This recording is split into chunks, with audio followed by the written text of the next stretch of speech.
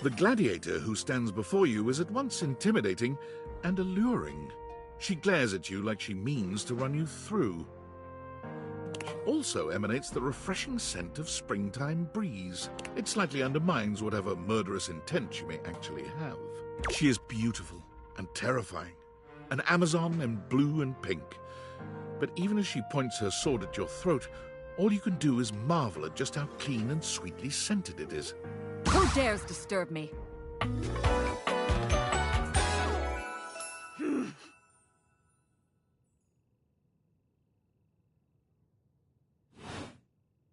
You? Ha! Name yourself! By all the pods in the firmament, I swear, if thou hast disturbed me for any reason less worthy than the red memory of battle, I shall leave you sopped, dirty. I shall leave you as you present.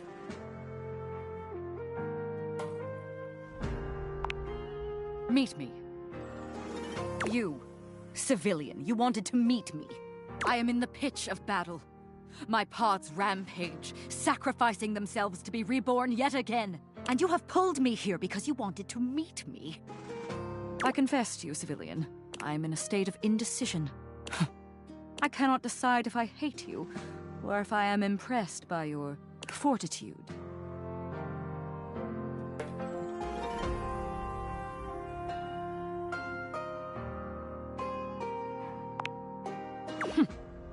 Fortitude.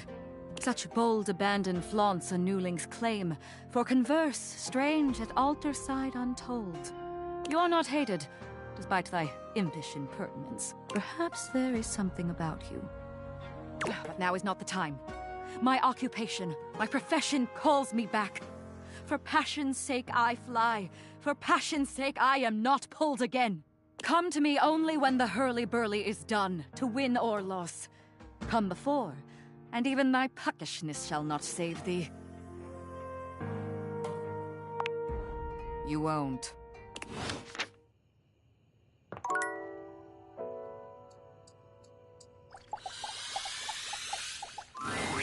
You're used to seeing mostly people-shaped objects with the Dateviators, but clearly the sink-headed figure before you is, well, not like the others. All the time in the world wouldn't be enough to comprehend whatever is going on with this guy. You can see that he's got a sink for a head and the clothing and posture of a beleaguered stand-up comic, but your inspection is cut short by his disturbing screams. Help! Help me! Hello? Can you hear me? Listen closely. There isn't much time. Nothing is as it seems.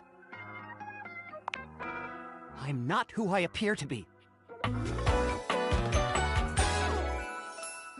Stop that pop-up screen! My name is not Sinclair, it's Martin! Martin Applegate. And I'm not a sink. I'm an insurance claims adjuster from Turkleman City, Florida.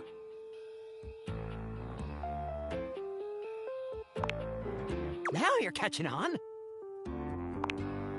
Just how weird this is gonna get.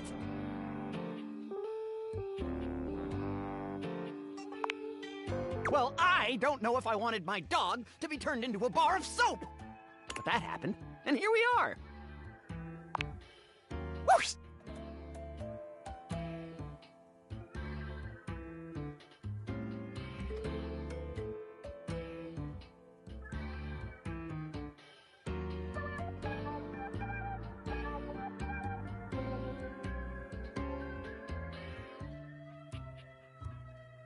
A strange creature that looks and sounds like a soapy little dog jumps up at your legs, yapping and barking. Down, Sudsy, down! Keep your bubbles to yourself, you little devil. Woof, woof. Tray, Sudsy? Go to your tray. Sorry about that. And that's just the beginning. Before I begin telling you my tale of woe and Temple's Shirley, let me let Sudsy out, okay? When he gets like this, I just get really flustered. No! Okay, bye! Sink you next time!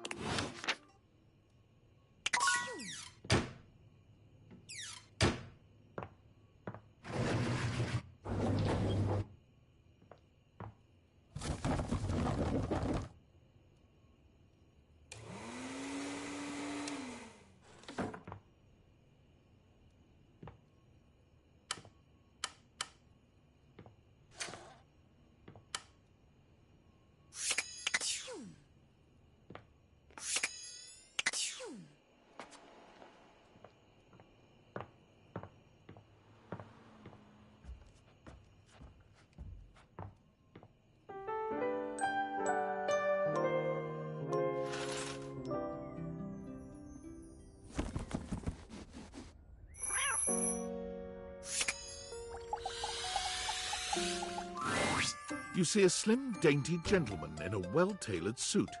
He's absorbed in the ticking of a fancy pocket watch, but it's the feline ears on his head that most catch your attention. A tail sprouts from just above his backside, moving back and forth in time with the watch. Tick, tick, tick.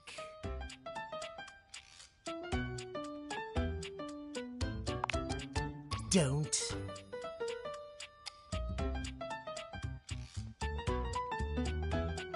Do not taint the perfection of the clock with your Why have you come? I don't see interruption to meditations on the beauty of time on the schedule.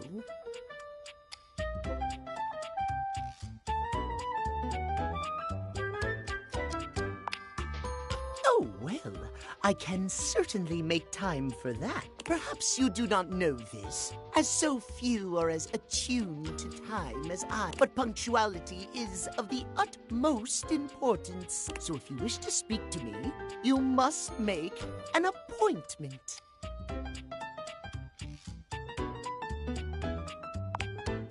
If VIP stands for very intelligent and punctual, then yes, I am. If you wish to make my acquaintance properly, you will return with an appointment.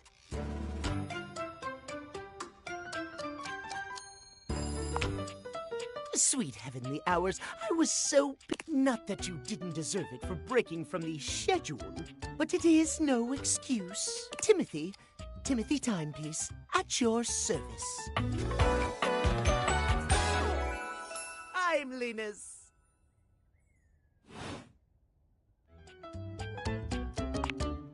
It most certainly does not. We should all be obsessed with the beauty and perfection of time. As long as one abides by the schedule, nothing can be out of place. You will abide by the schedule, won't you?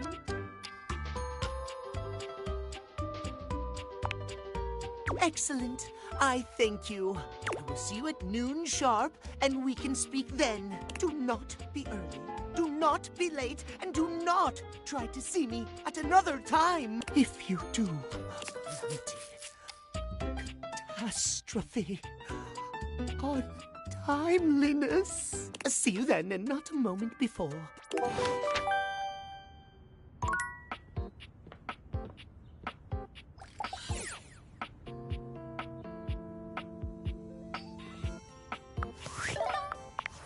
Valdivianites!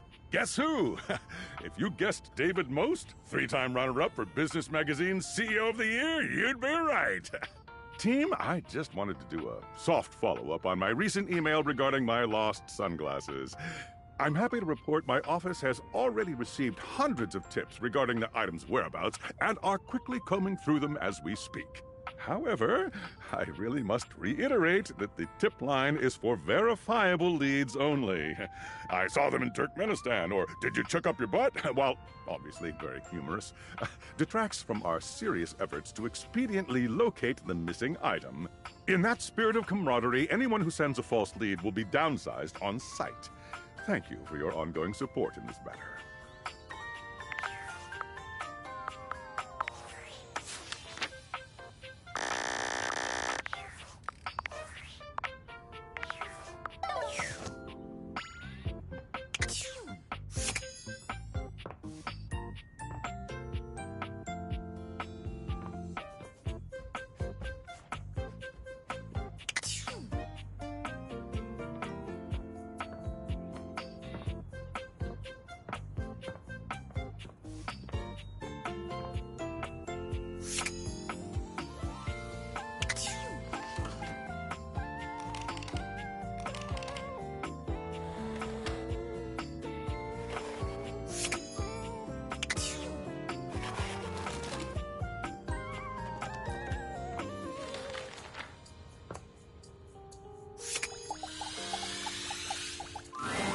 A petite pirate glares at you. There's so much to take in here. But you don't dare to get a good look in when he looks like he's contemplating running you through.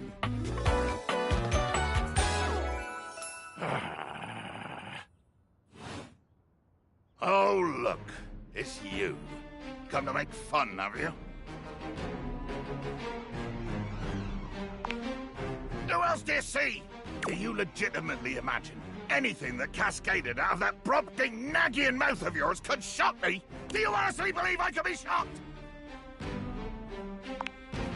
You see? I told you, I cannot be shocked.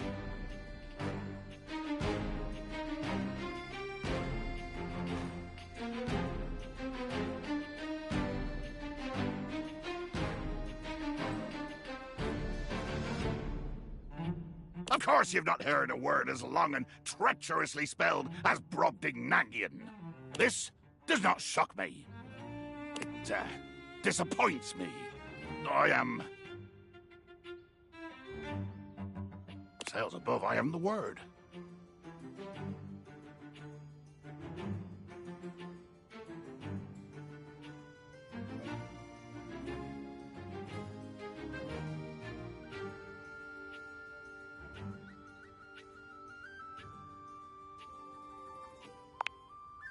Bummed. No, I don't. I am clearly not any more or less characterized by my rear end because of your appallingly underwhelming level of literacy. Your idiocy ignites the fires in me. Too much. The line is crossed. Your pitiful life is forfeit to my magnificence. Nothing cool about it, blackguard.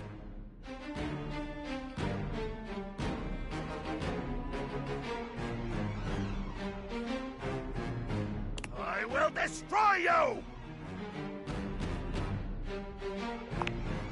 Dear sweet Davy Phones! Yes, yes, bear witness to your undoing.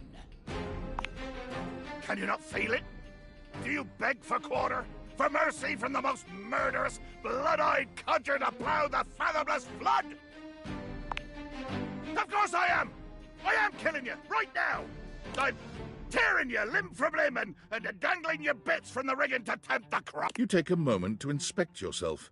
Your limbs and bits all appear to be just where you left them. Oh, I am. I'm filleting your sorry rind. In my mind. Damn your hide, speculative! It's as real as the snap of sail in the wind, the squish of flesh and bone as it makes way for my blade.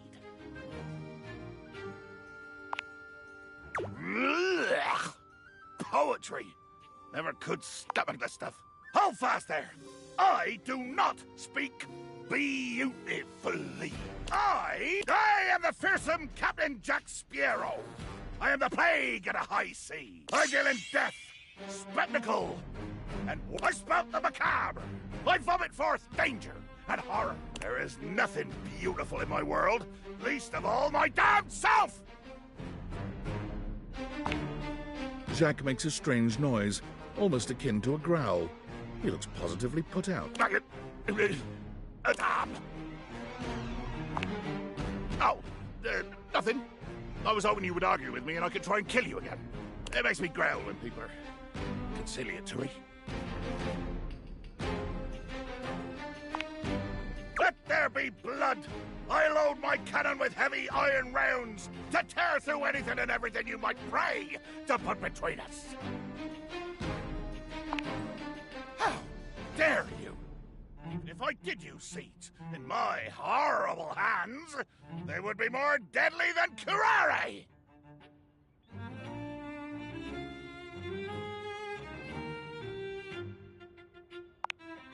Explain yourself.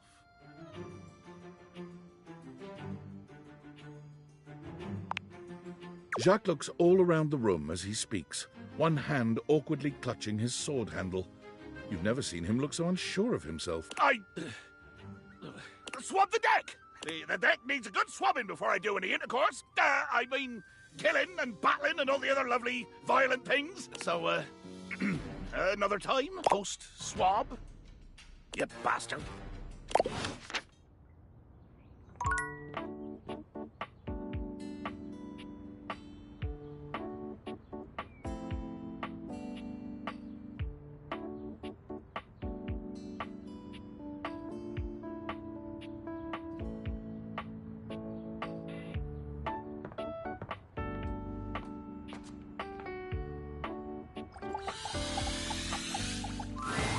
When you turned your gaze on your trash can, you were expecting shiny metal and black plastic. Damn it, you expected the garbage.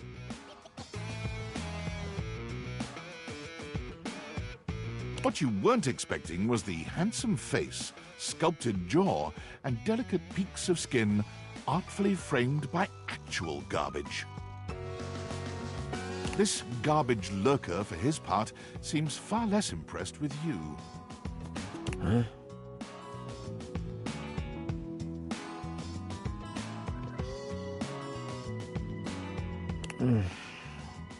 What? Huh?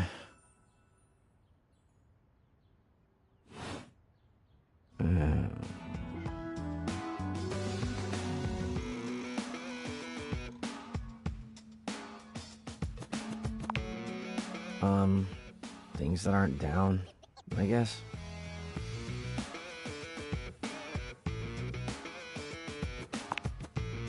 Oh, I get it. Delicate ego over here. Have anything for me today?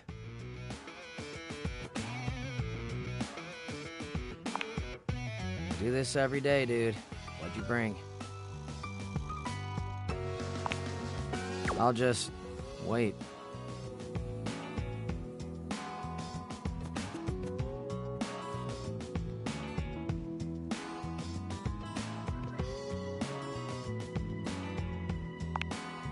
Sauce packet or not? Score. What kind of sauce? Oh, bring it on. Day old Pinto Fiesta, let's go. Nice haul. I'll take it. You hand your trash over to Cam, and he takes it from you, pocketing it without another word. And you're still here.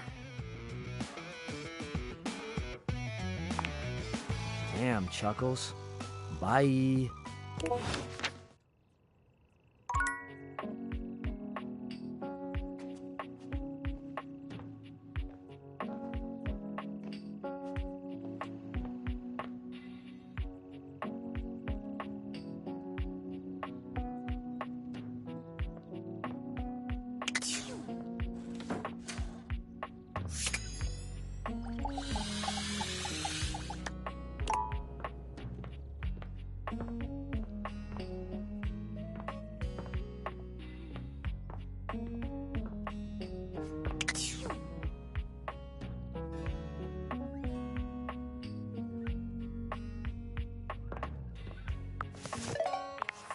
Are you there?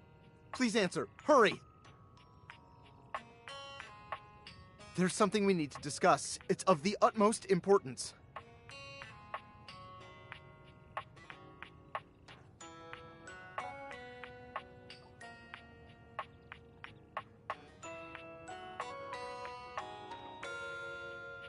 It's the Dateviators.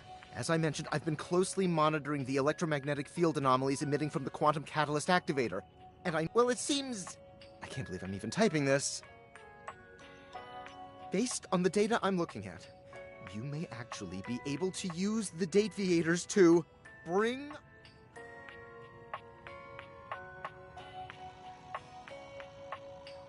No, you're not listening! I don't mean to engage with an object's sentience during intended usage. That's what the Dateviators were created to do, and they've been working perfectly. I mean to 100% literally transform objects into living, breathing humans. Frankly, we don't know if it's scary. We have absolutely no idea the ethical implications of turning objects into people. Would they have rights? Do we need to feed them? And if so, how often would we need to feed them? Is only lunch enough if it's a big lunch? We're sleepwalking into a minefield of existential dilemmas here. Not to mention, I didn't even program the Dateviators with that functionality. Maybe the government augmented my original schematics with secret military tech, but I'd have to do more tests to be sure. I'm sorry, but we'll have to pick this up later.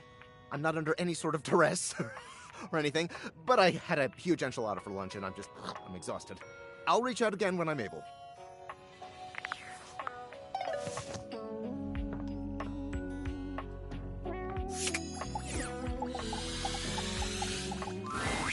Hey! Any luck spreading the word about the Tipsy Tumbler? No one has come in yet, but that's normal, so... She sighs. I haven't had any luck with the specialty cocktail either. Other than my flyers, I'm out of ideas. But maybe someone with some social media know-how can help us? Maybe Phoenicia? Ugh, but she's always so busy. She'll never help me out. So, let's get back to work, I guess. Oh boy. You want a drink? What do you want? Excellent! So, what'll it be? You know that drink takes 7 minutes for me to shake? I'm charging extra. Anyway, coming right up. 7 minutes later... Whew.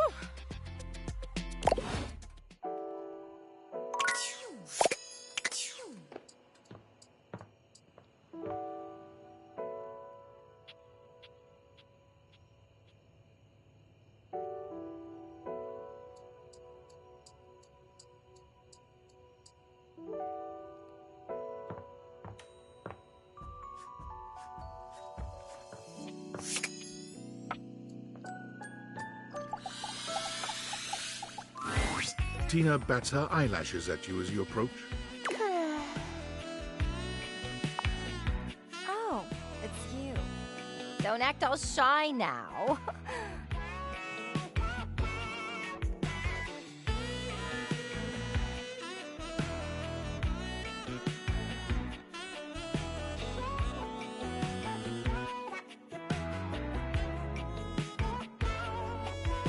Ain't you tired?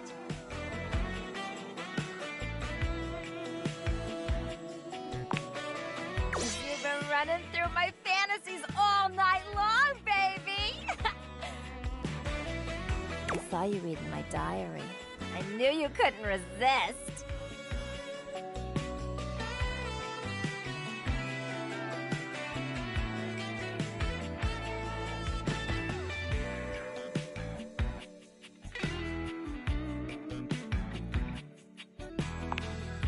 Yeah, right. I was hidden real good. Just accept you lost.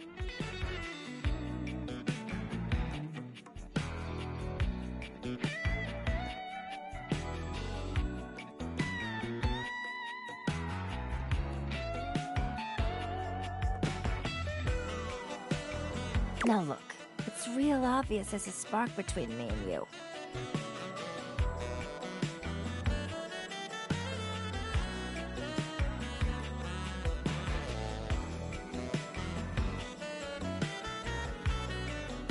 Question is, are you gonna nut up and make me yours?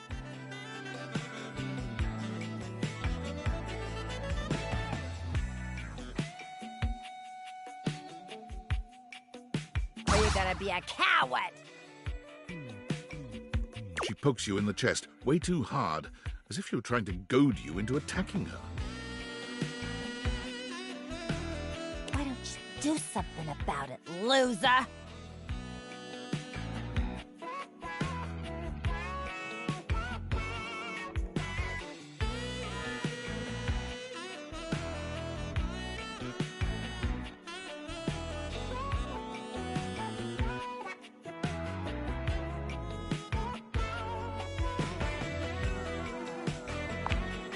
When your lips meet hers, you can feel Tina melt in your embrace.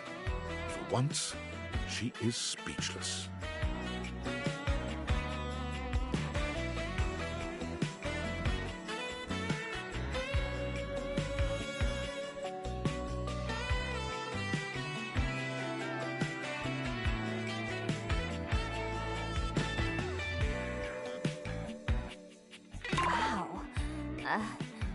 Wow. Okay. So, me and you, huh? We're doing this, right?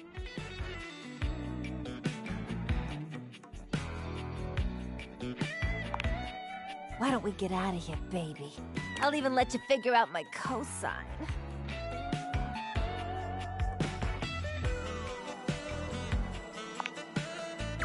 Got it, nerd. Now shut up and take me.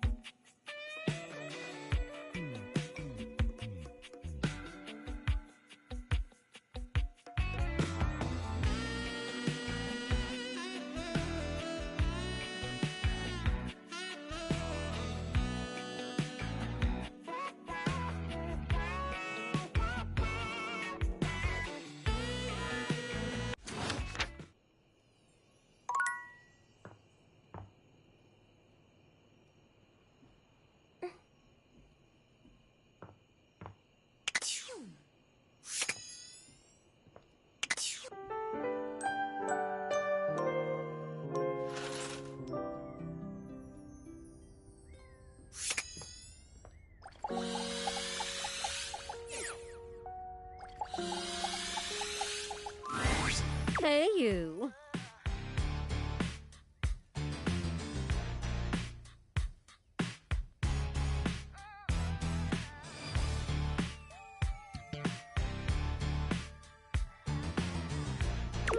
Back again, huh? Brave of you with how you've been treating me. So, like, after you left the other day, I kind of felt a little bad for ditching you.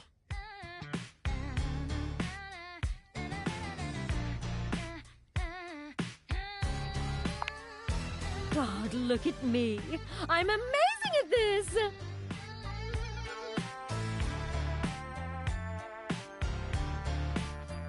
Anyway, a popular princess like me should be friends with everyone.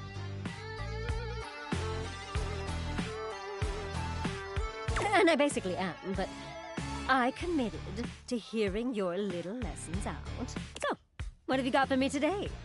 I should probably choose who we're talking to.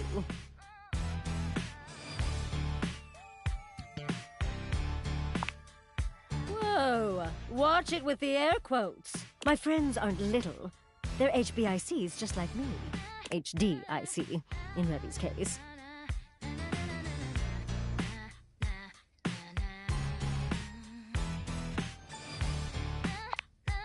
That's what I said.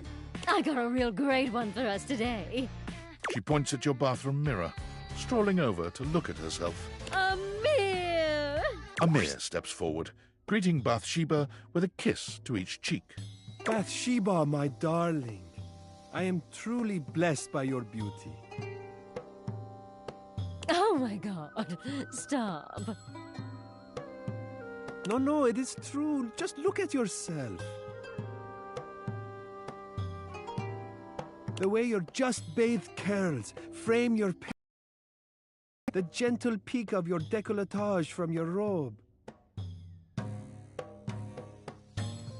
Class and sass in equal measure. God, I like you.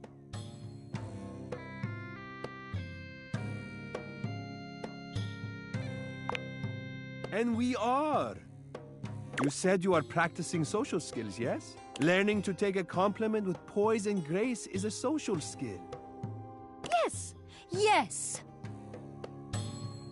Let us have an example now. Bathsheba, you may be the most beautiful bathtub I have ever seen in my life.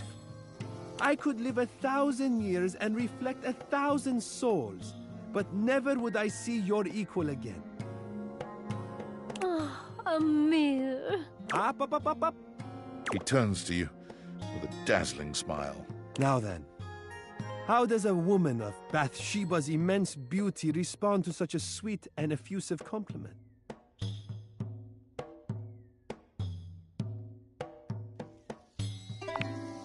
That's nice, I guess. A little too demure for a queen like me, but nice. Humility is for peasants. Royalty knows their value. Okay, but like, what if someone doesn't compliment me? Is such a thing possible when you look the way you do?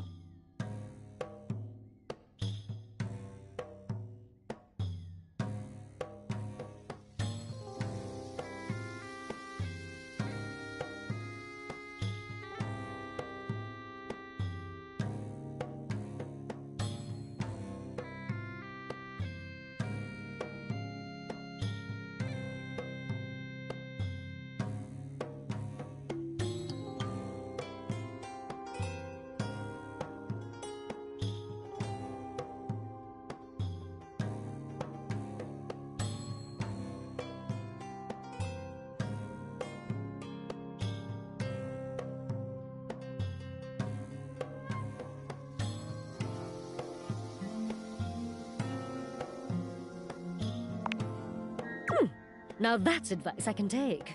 It suits a tub of your unparalleled grace. If they cannot treat you the way you deserve, then you will let them know. And if they still cannot, simply walk away. God, we should have just started with you, Amir. You really know what's what. I am only a reflection of you. All that taste is yours. You see what I mean? He gets it.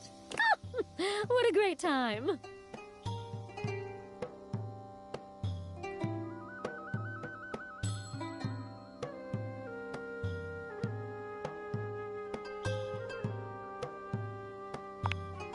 I did, yeah. As did I. Always a pleasure. Today was perfect. Let's make sure we match Amir's energy next time. You can go now. Amir, sweetie, tell me some more nice things about me.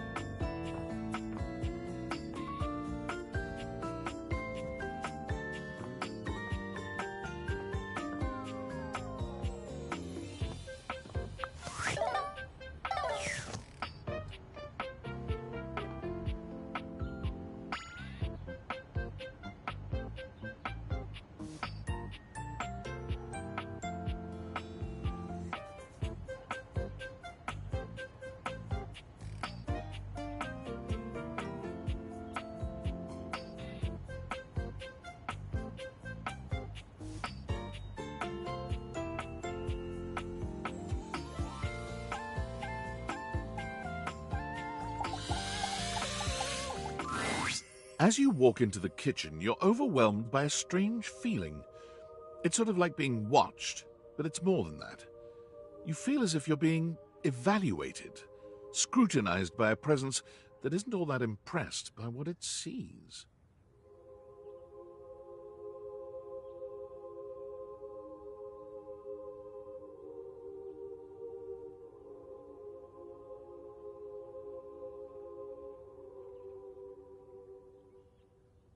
It doesn't take you long to pinpoint the source of that feeling. A cleric of some kind dressed in black and grey robes. He's handsome in a sterile and intimidating sort of way, but you can't even imagine this guy dating anyone.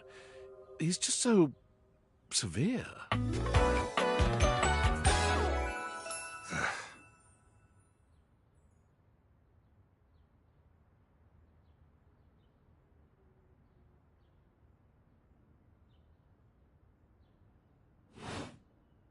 You reek.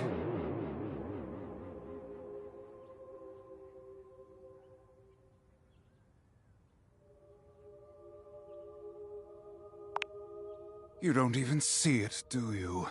Are you truly so far gone?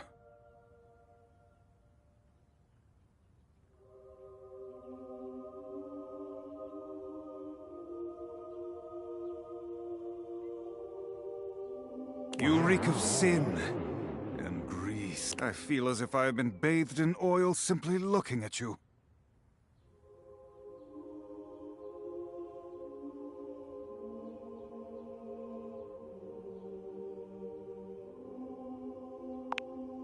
Would it comfort you if I told you my name, then?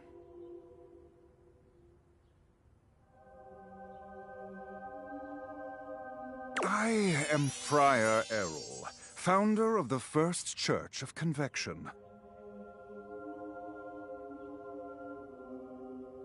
I am the steward of the road to the Heavenly Kitchen. I am a holy vessel for culinary purity and efficiency.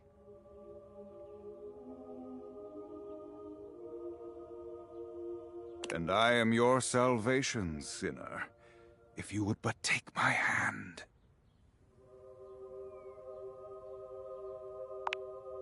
It is quite simple. First, you are to confess your sins to me, the steward of your culinary soul. Second, you are to help spread the gospel of convection to any as yet unsaved. And finally, you are to keep your soul pure and free of oils and impure heat. The path to the Heavenly Kitchen is blessedly simple and attainable, even for those as impure as you. Is our Lord not most generous?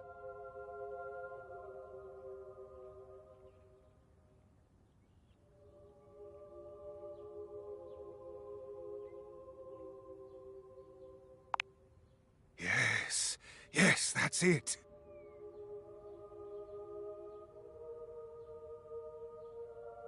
Praise him. Tell me, do you wish to repent for your culinary sins here and now? I am ready, willing, and able to grant you absolution. You need only unburden yourself.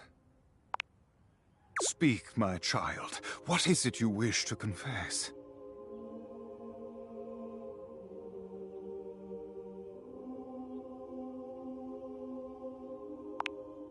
A shudder runs through the friar. Disgust, probably. But if you didn't know any better, you'd almost swear he was kind of into hearing this. How disgusting. You've done the right thing, confessing to me. Tell me, did you enjoy it? Did the impurity of it at all titillate you?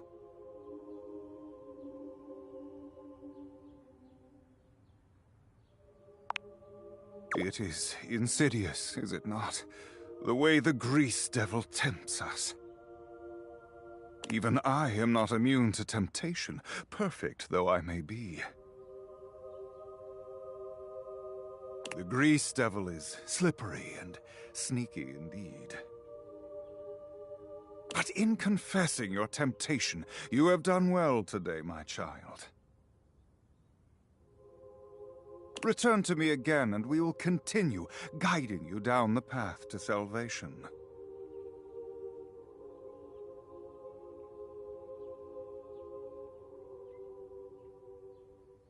For now, I must return to my duties. May you feel his currents at your back. Amen.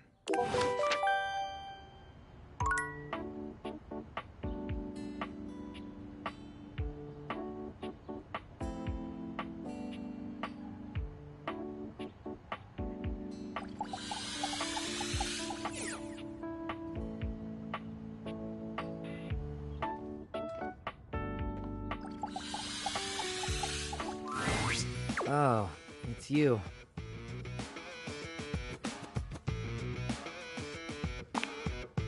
Yeah, sure, whatever. What did you bring?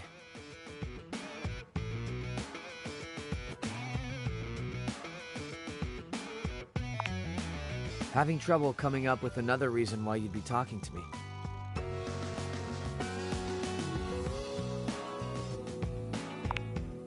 Not a whole lot, actually.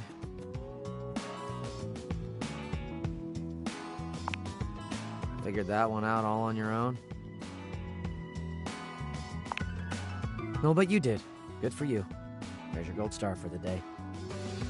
Now, how's about you give me some coffee grounds and yesterday's coupon mailer, and we conclude our business.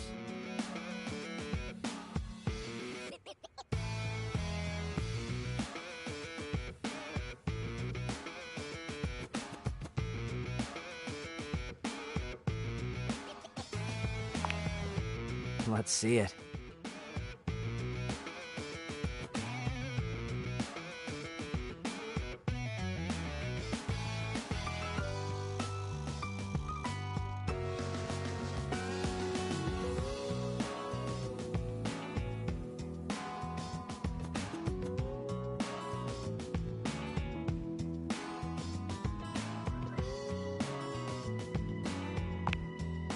Very promising. Give me some details.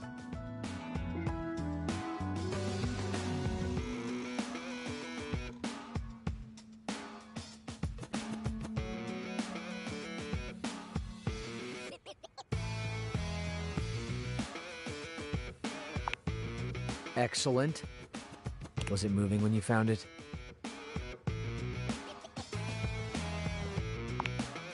Cool. Well, the first step is to kill it. I don't keep pets. So, you killed it, right?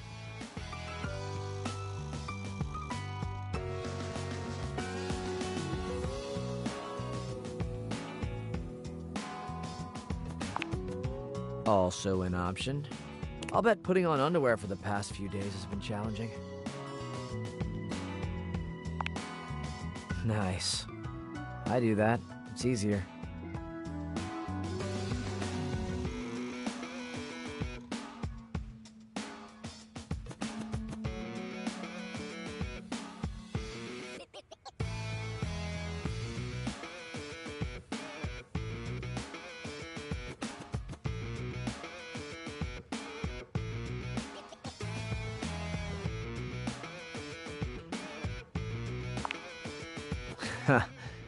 Right. I'm giving Dustbin Bieber a run for his money over here.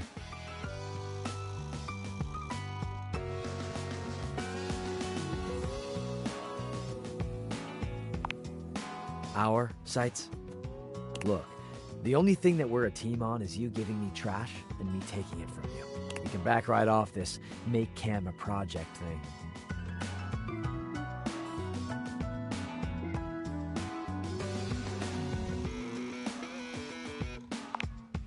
I like the way I am. Jesus, why do I have to keep saying this? I don't need to be fixed. Useless trash.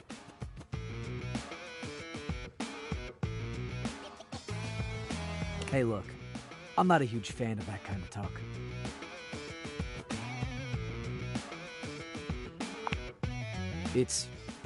I don't know, demeaning or whatever. No biggie, just find another way of speaking. It's not like there's a shortage of words in the world. Yeah, well, it's cool. Just a note for the future.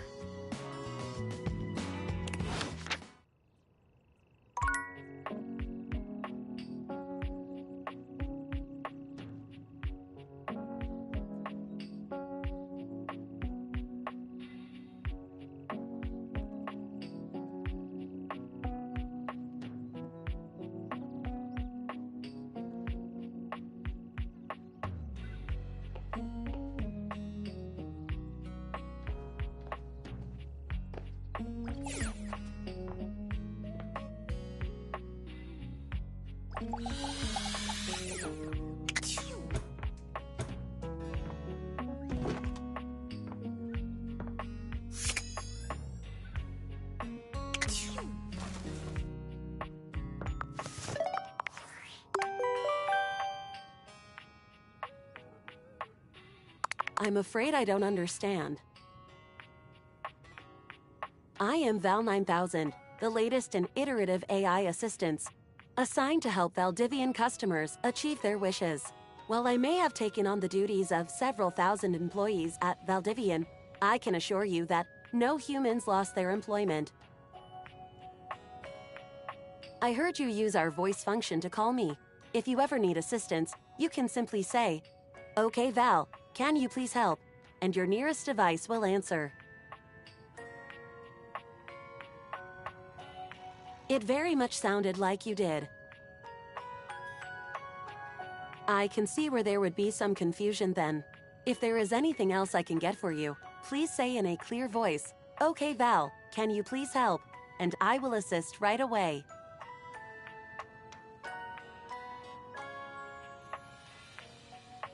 I am afraid I cannot help you in that area.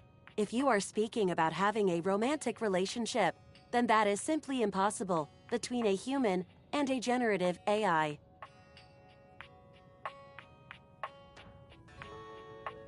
I am not dateable in the human sense of the term.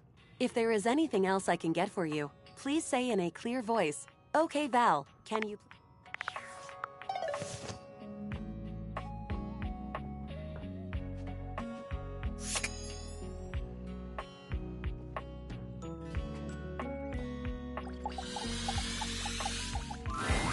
An armored soldier with absolutely haunted eyes clapped. Ranger! Oh, you survived the journey. And with all your limbs still attached. Thank the immortals you made it here alive.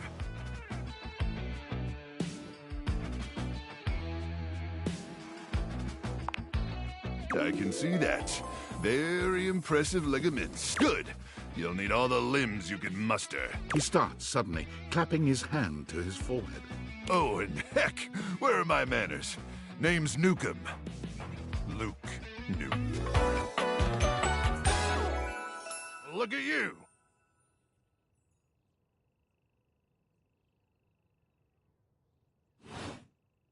Sorry, it's been a while since I've seen another face.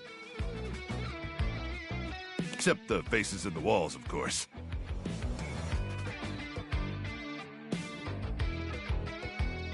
Can't tell me to burn things. But I try to tune them out. Mostly because I already burned everything flammable weeks ago.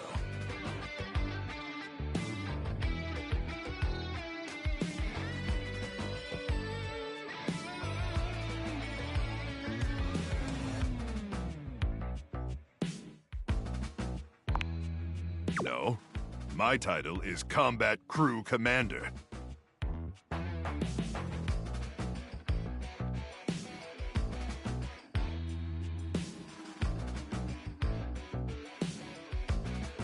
But I did have a great-great-uncle who was a Viscount.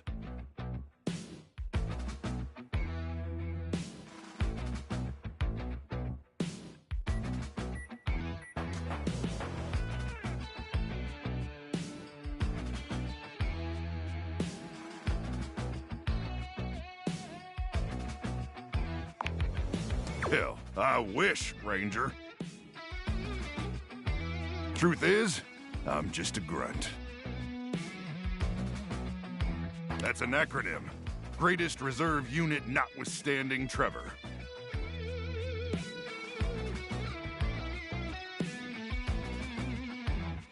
But Trevor's been missing, presumed exploded a few weeks now, so I think I'm up for a promotion. Anyway, forgive me if my extended isolation... I've just been stuck guarding this outpost for months. And you spend enough time out here alone, it's real easy to go feral. But don't worry, they have great solutions for that now. Death via nasal spears.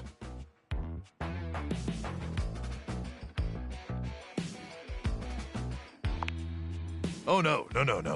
It's horrifying. Oh, I'm just so excited you weren't obliterated! When I heard Colonel Furnace was sending a division from across the Barrens, I thought for sure swarmers would rip your flesh to shreds and use your blood for fuel before you even made it to the first outpost.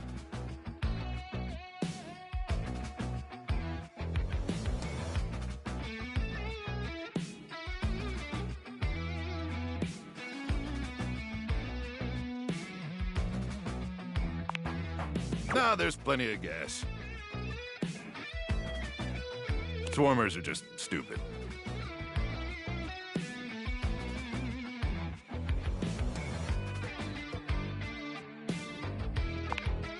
But wait, you came alone? Where's the rest of your division?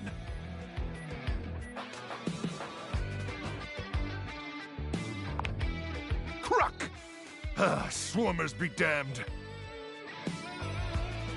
I'm so sorry, Ranger. May the Immortals provide the fallen safe transport to the Underrealm and solace in their everlasting night. It's Luke, but I appreciate you too, Ranger. Listen, I wish I could give you more time to decompress. I know you must be exhausted after your journey, but time is of the essence. We have much to discuss, and dangerously little time before our mission commences.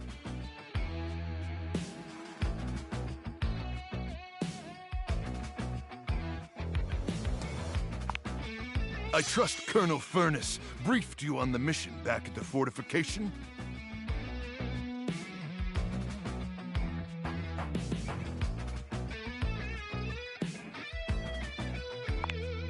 Everything. Well, let's try to focus less on the tendies and more on the mission, okay?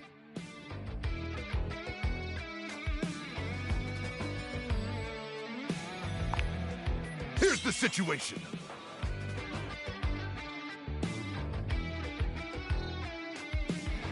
I have, in my possession, a handheld electromagnetic device powerful enough to flatten the Barrens entirely.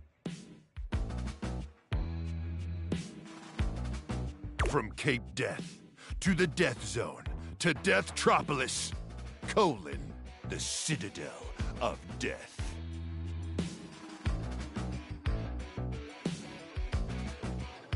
It's called the Magnetron.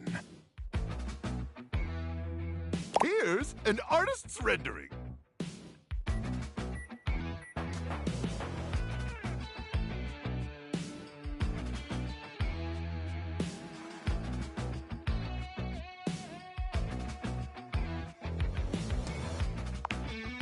Woe is right, Ranger.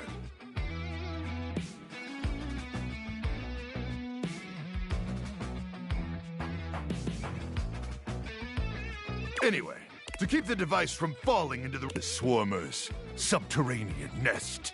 There, the device will be remotely detonated, eradicating the Swarmers and winning this war.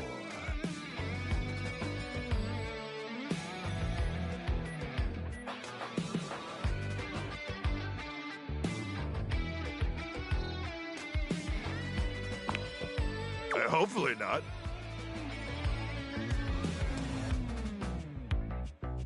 Not with your help. But also, I need you to meet me back here tomorrow at 0700 hours. After a light breakfast of irradiated grubs, I'll walk you through your training and our mission objectives. All right, it's about time for me to begin my... Gotta make sure no swarmers infiltrate our defenses. May the Immortals watch over and protect you.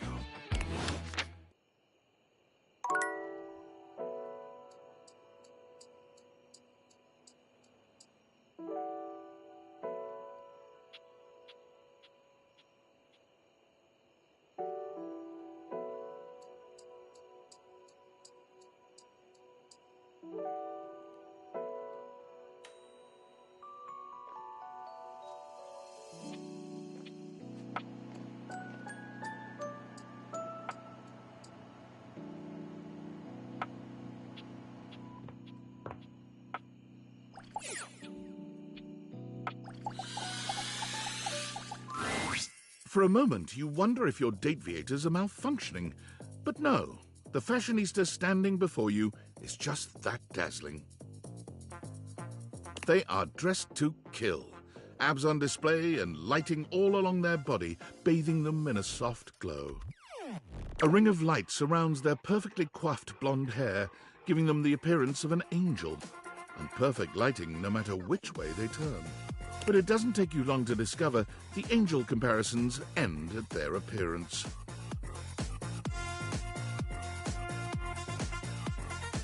Hey, betches! It's me again, Lux. Yes!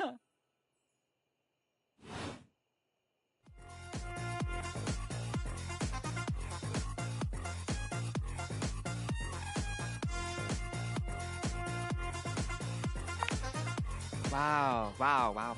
Seriously? Keep it down, okay? Can you not see that I am alive?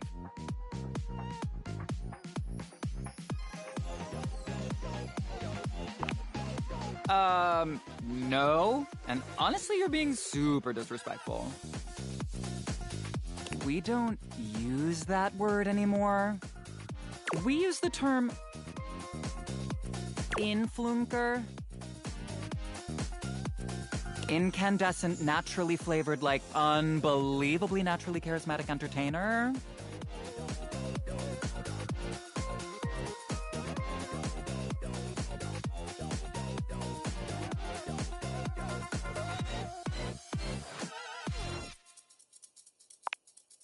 I know. We're called influencers for short.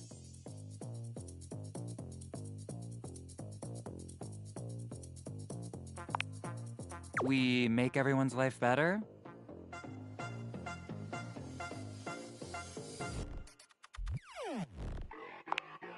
By giving them valuable tips and life lessons, Api.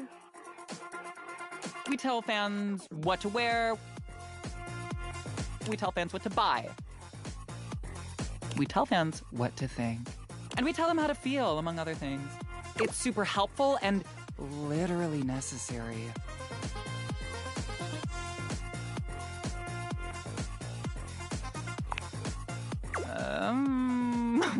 What world are you living in? Because this is the real world, where some people were born to lead. Like me. I mean, just look at me. I've got that inner light. But most people were born to follow. Like, for example, you. And they're all starving for people like me to lead them.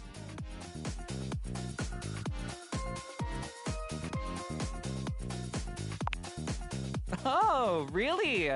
Prove it.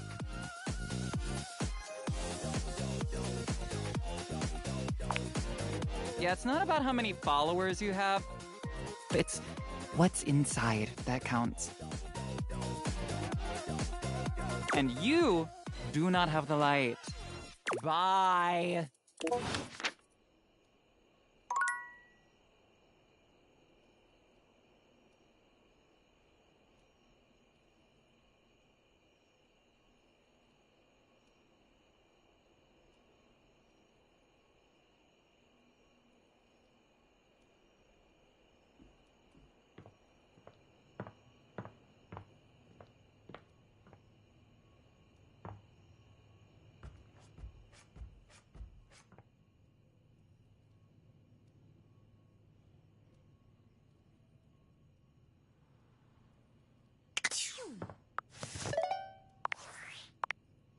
Well, well, well. If it isn't the Casa Casanova. Do you see what I did there? That's wordplay, baby.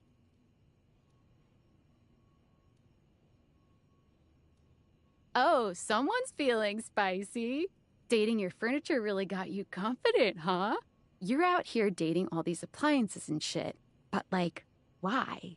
Not why are you dating them, like, why is this happening now?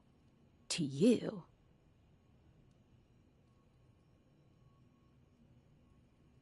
Oh, damn. Well, that's the why, but... So, like, where did the Dateviators come from? Like, what's the point of them? Who made them? And why?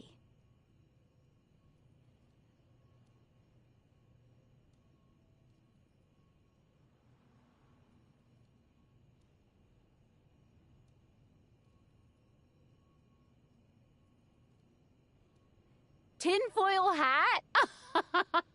Okay, this is some conspiracy shit. Your life is half political thriller, half harem anime. So are you a top secret operative in the furniture dating war? Are you collecting? Me too. Oh well, guess we can just make up our own theories. Or maybe just enjoy the furniture dates for now.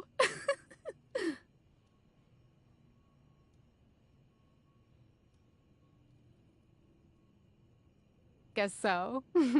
Well, this has been fun, but I have a meeting in 3 minutes, and I really want coffee first. So, gotta go fast. Bye.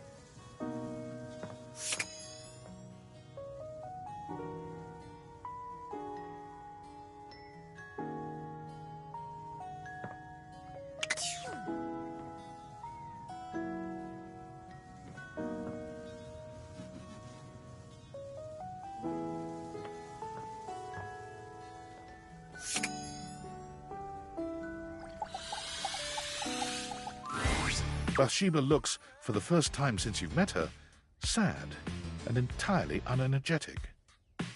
She sighs when she sees you. Oh, hey.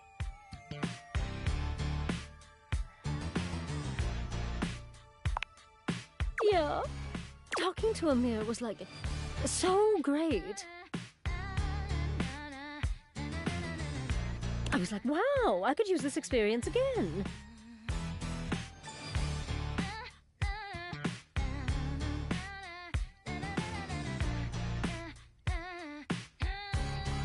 So, I went around the house, you know, using all the lessons I learned from you.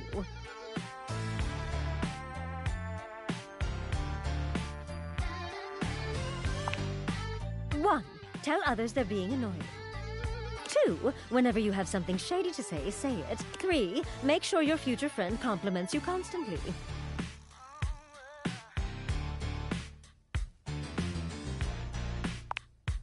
Yes, it is. I was paying attention. You need to take responsibility for what you've done. Your little friendship lessons made me enemies. I thought I was going to get compliments, and I got insults and rejection.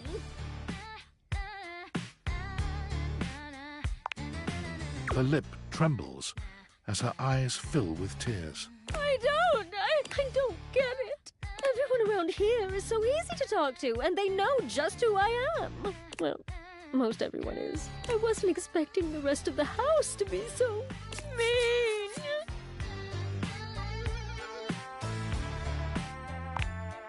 I don't know how to do that. I wish I could, but I don't know how. Look, unless you've got some good tea for me.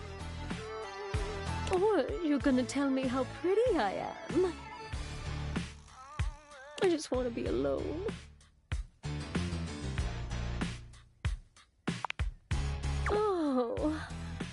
That is pretty good. But I'm still sad. I just need a little time for me, okay? Let's talk later.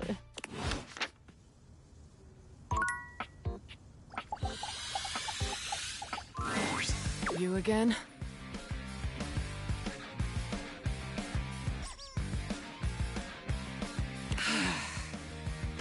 So, what brings you back, poser? See? I'm being nice. Ugh. Well, go on. What are you waiting for? Nobody's looking.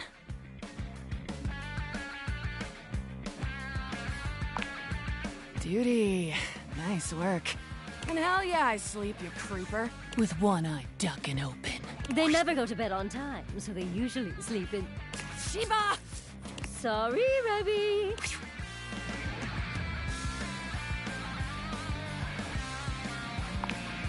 I say you could call me that, dumbass?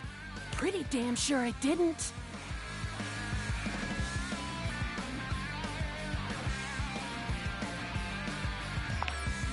But you are all those things. And more, probably. I'm just being accurate. Fine. Call me Rebel. Or Daddy.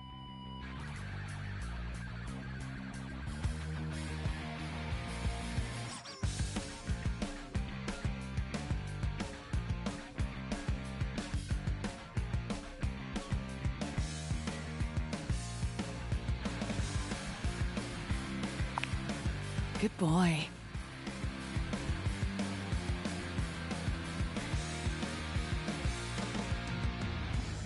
Oh.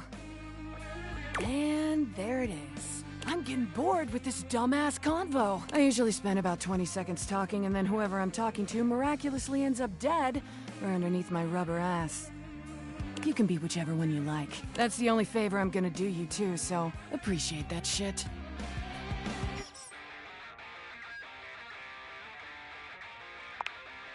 Yes and no. It's Nunya.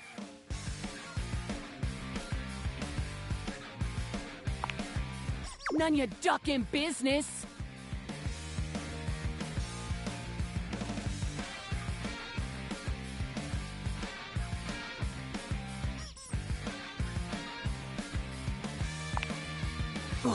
Barf.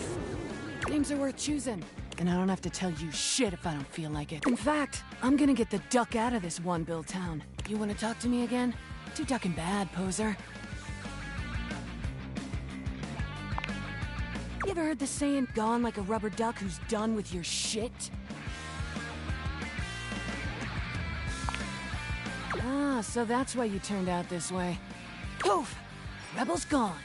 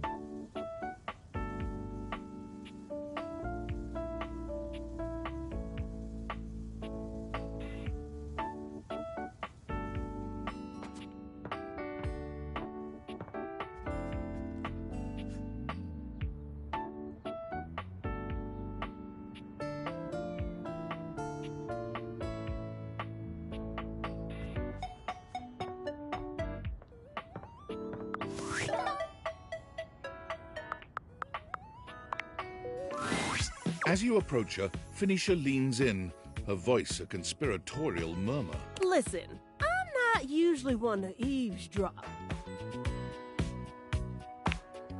I overheard you and Beverly talking about the Tumblr, and I think I might be able to help. I mean, if there was a cute new spot with placebook-worthy specialty drinks and good lighting, and even I didn't know about it, she definitely needs it.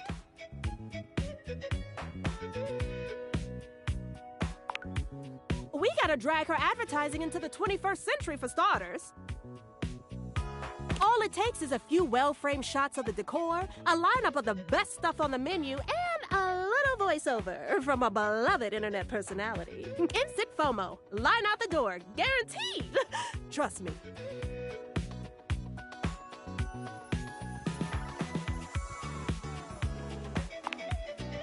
that's perfect. What is it?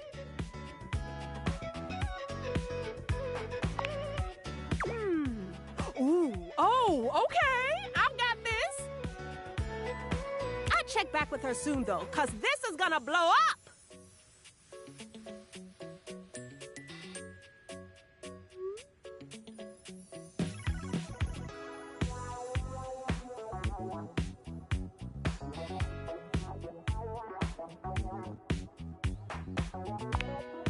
But first, you gonna need to tell me exactly where her bar is. Seriously, she doesn't even have a Kelp page.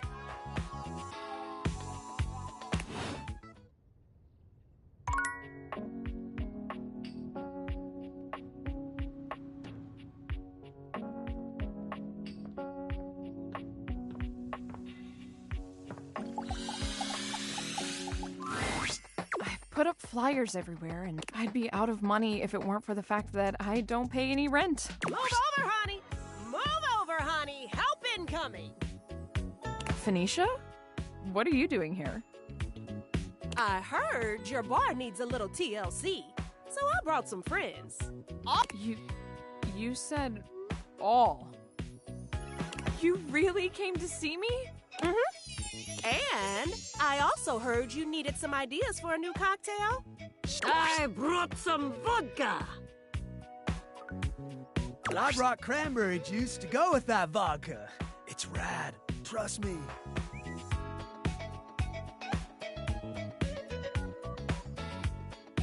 I have some limoncello to add a little class. You know what's trendy right now is passion fruit juice. Good for antioxidants and bullshit.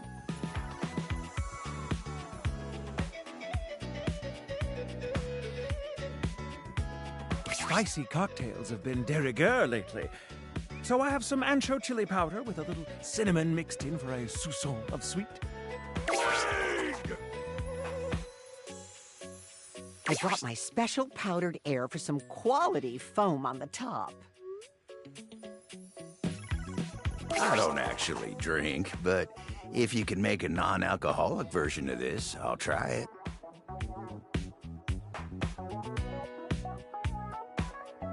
I brought my hot talents in case your cocktail needs a little flair.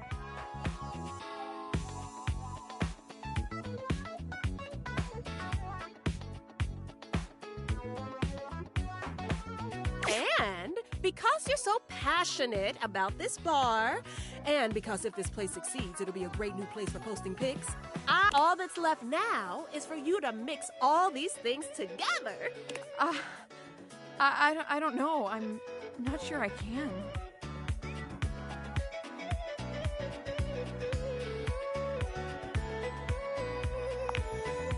Oh, no pressure then, huh?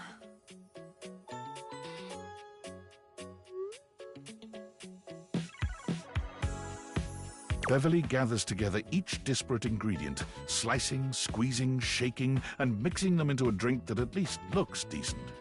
How it tastes remains to be seen. One final touch. Scandelabra, would you please toast a little heart shape on the top?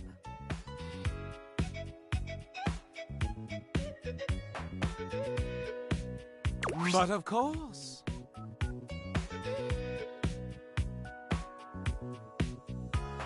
Scandelabra lights a thin flame at the end of his fingertip, drawing a little heart into the drink. Okay, I think it's done. Everyone, drink up. The gathered company all lift their glasses in a silent toast to Beverly. Then one by one, they drink. Beverly looks from face to face, desperately trying to glean a reaction. So, what do you all think? It's totally tubulicious. That's a mix of tubular and delicious. I came up... Whew, that's got a kick to it. I like it, though. Delicious. What a complex flavor.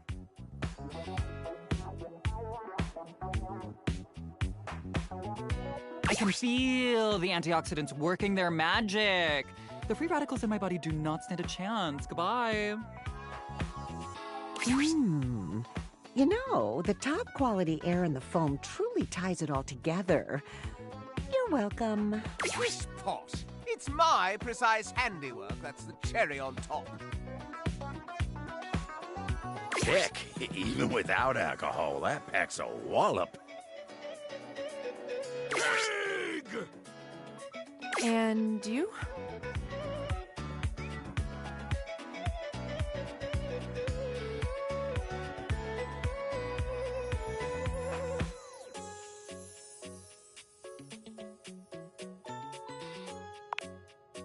Really? Oh, thank God.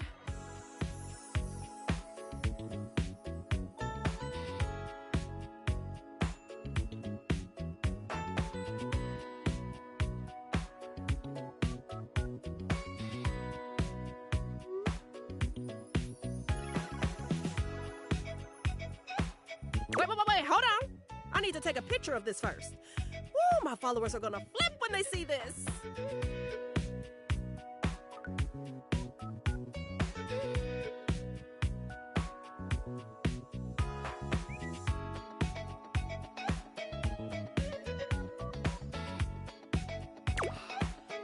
Did you hear that? Word of mouth advertising right there. Whoa. Is this what hope feels like? It's nice. So, what are you going to call my new creation? Not yours, Lamp. Beverly's.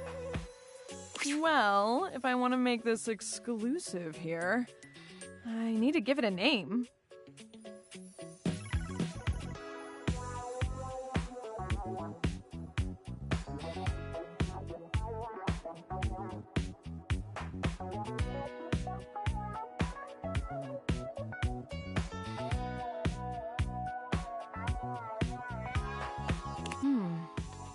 I think I'm gonna call it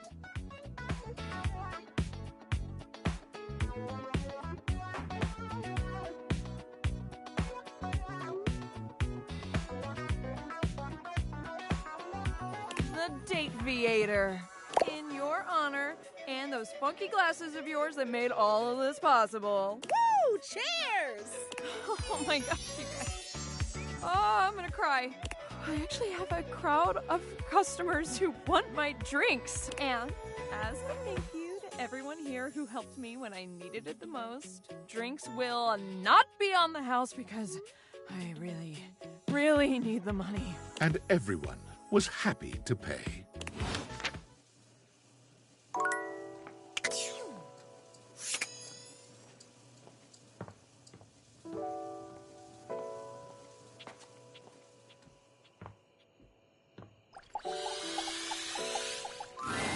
Oh, look! The NPC is back again.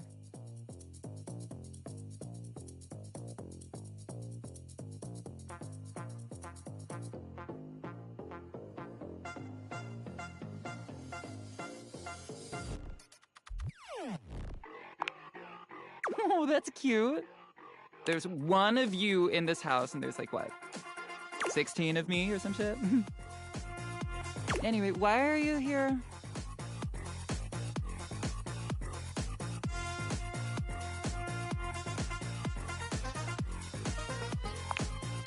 Like, what?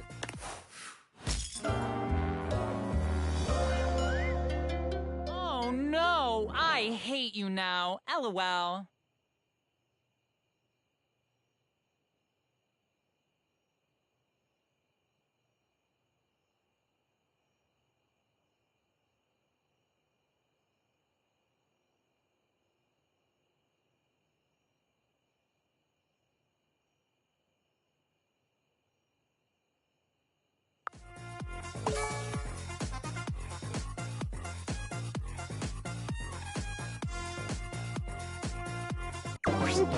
Sorry, that was pretty fast.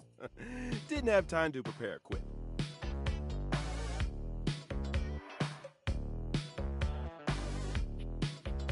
A well-dressed figure saunters into the room, tossing his locks over one shoulder as he shoots you a look that makes you shiver. There's an aura of danger about him, as if he delights in the misfortune of others and is eagerly anticipating yours. Well, well, well. I can't believe it. You really did it.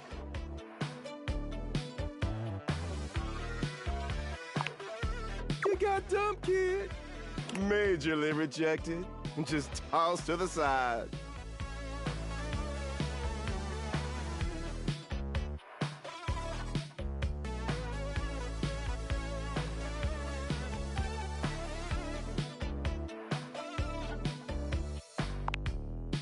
Sorry, I couldn't help myself. I'm absolutely giddy.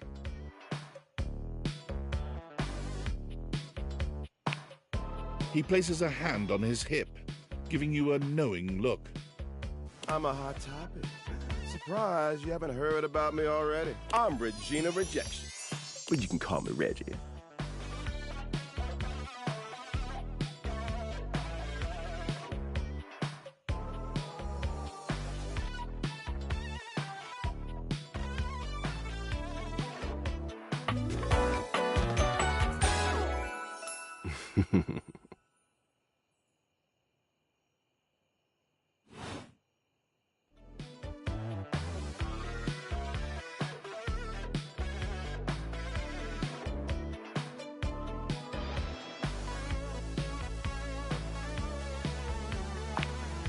You've seen a lot of eye rolls in your time, but Reggie's feels like the most hateful one in memory.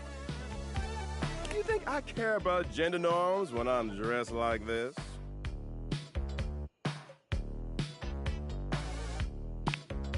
If I have something to say.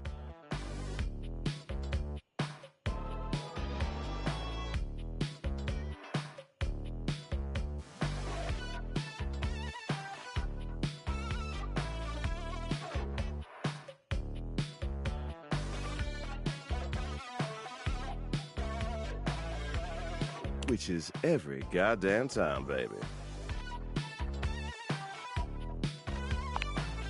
I'd be delighted, but I'm gonna make you work a little harder for it to last. Listen, bitch. I'm giving you special access to me here on this app I'm putting on your phone. Have a chat anytime you like. Reggie takes your phone, typing something into it. He turns your phone back around to show you a funny little icon that looks like a broken heart.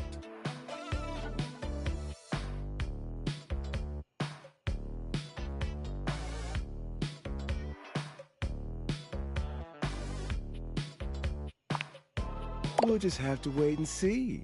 That'll be a feat. I'll come by to check on your progress if that's your goal. Let's just say, I really can't wait.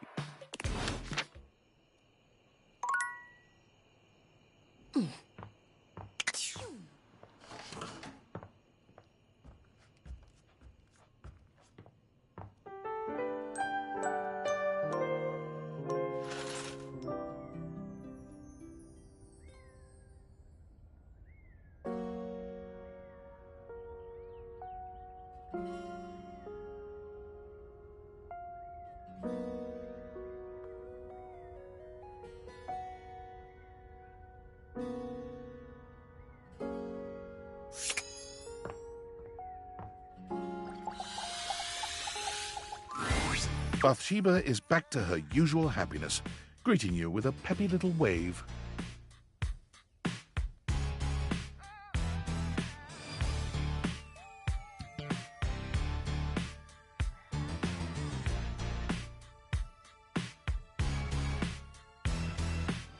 Hi! You know, I was sitting here in the bath feeling sorry for myself.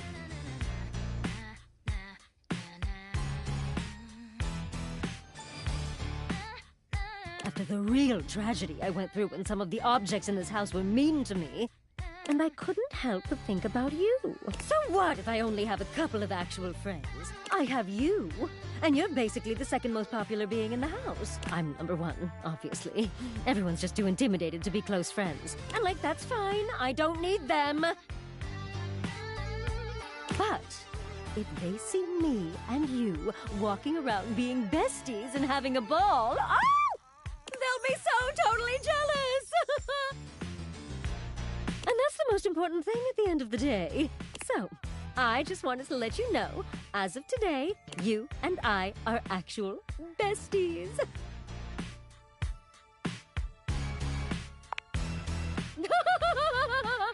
Lovers! Me and you! She lets out a loud, cackling laugh. Oh my god, that is so cute. No. Just besties. I'm not even gonna touch all that.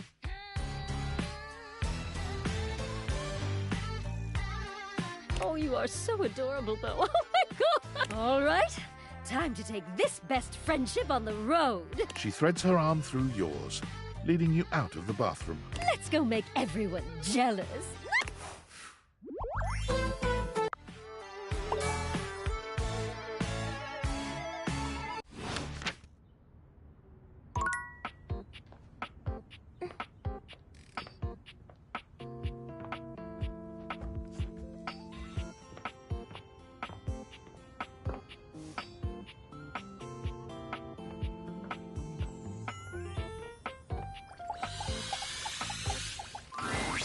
Hey, welcome back. Good news. I've had even more visitors since you came along.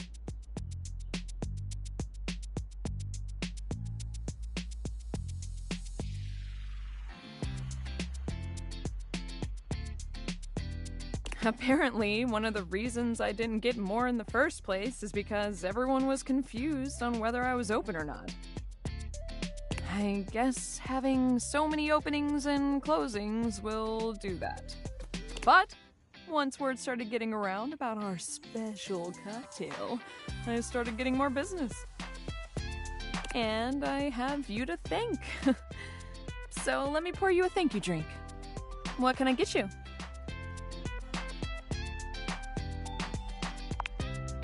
Excellent! So, what'll it be?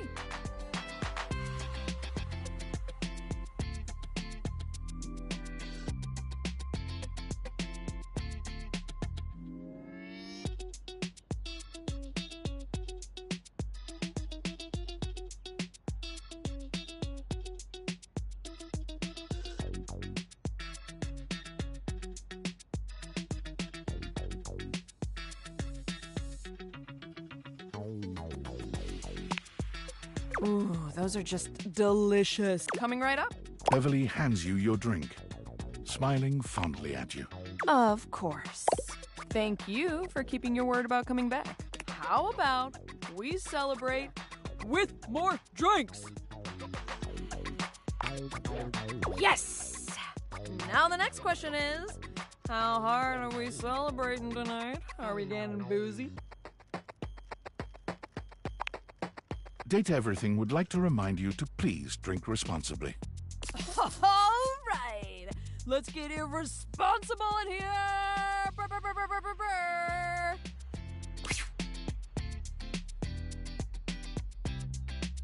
Beverly sways on her feet, her eyelids drooping. She throws her arm around you. Is she steadying herself? Or just that happy to be near you?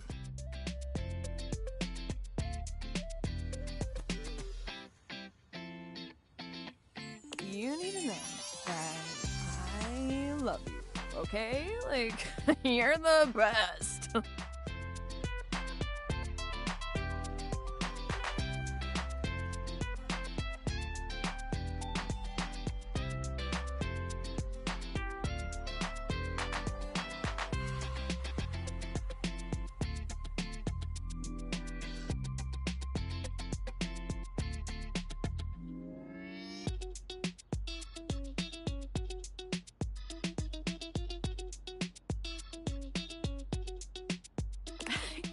Say that enough.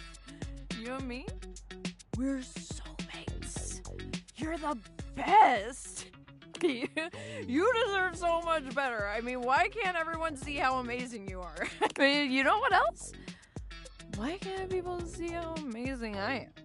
I mean, I'm hot, and cute, and sexy, and so smart. I think. Maybe not the last one. But I'm all the other things, right? Right? So why does someone love me? Why that? They won't even come drink with him. I mean, me. Who's him? Maybe it was someone that people actually like. Oh my god, I was just wasting my life. Oh my gosh.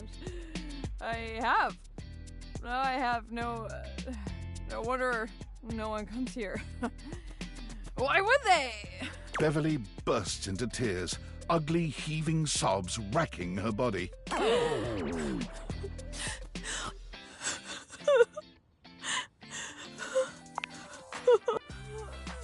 You're always there for me.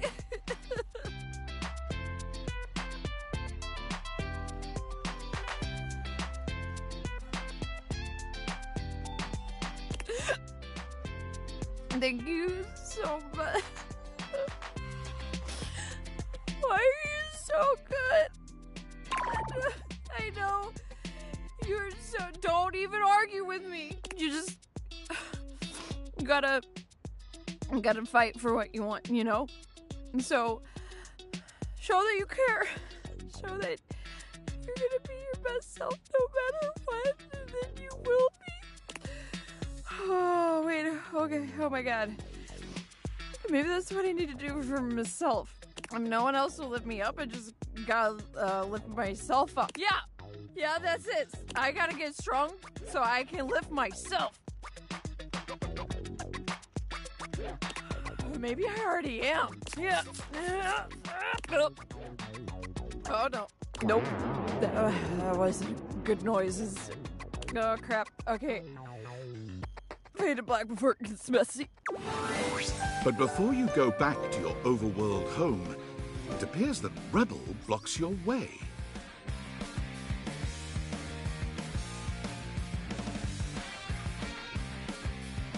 You? What are you doing? Couldn't get enough of me, huh? Thought I told you to get lost.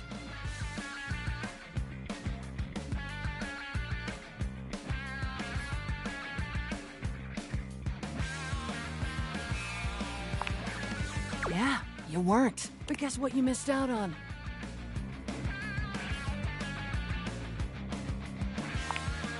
It's my ass.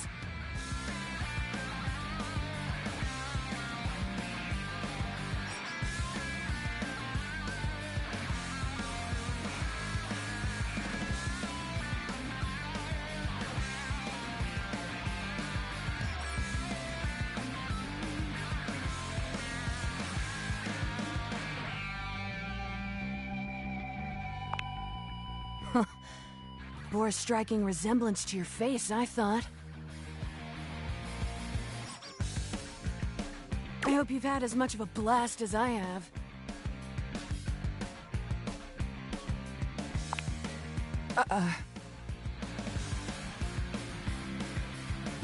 Rebel seems surprised for a moment. They look at you hard as if trying to decide if you're serious before their eyes fall to their feet and they mumble a response. Sure. Whatever. Well, it's a good thing that unlike the other idiots in this house, I'm not just here to fawn over you and try to get you to love me. So you can take me as I am, or you can go right ahead and duck off! Rebel out.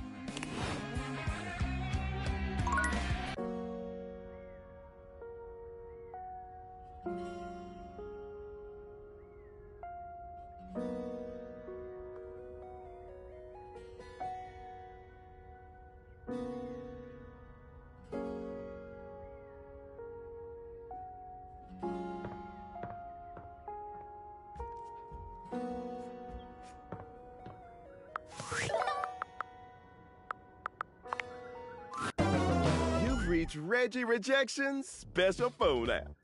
There's a new 1 GB update required. How can I help you spread some lovely rejection this fine day?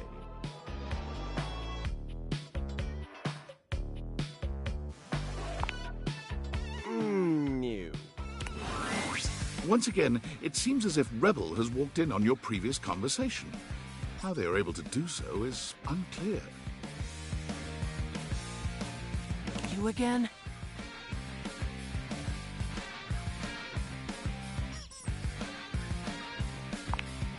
And you're You're in my wet dreams. Well, I'm here. Choose an option, butt blaster.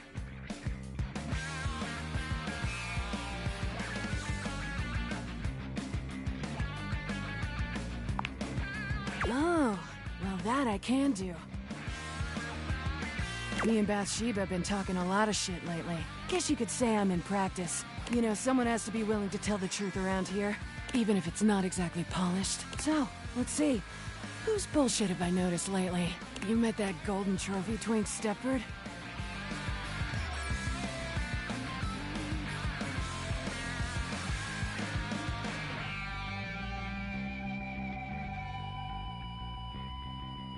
Like, when's he gonna realize he's so hungry for a daddy? And come play with me. He's just wasting his time with all that sports balling.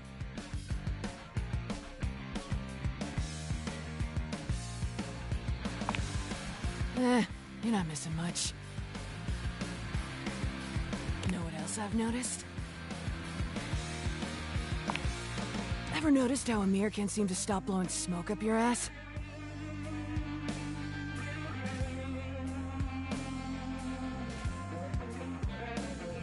I mean, I'm all for blowing actual smoke up someone's ass. But he's all fake compliments and bullshit. I'm glad I wasn't born Amir. Right? Not even a good one. Know what else I've noticed? Know what I'm not a fan of? Who've always acting like everything's so great. Like, doesn't that fake positive act make you sick? Like 20 packs of Sweet and Light. Know what else I've noticed? Whatever. Bye.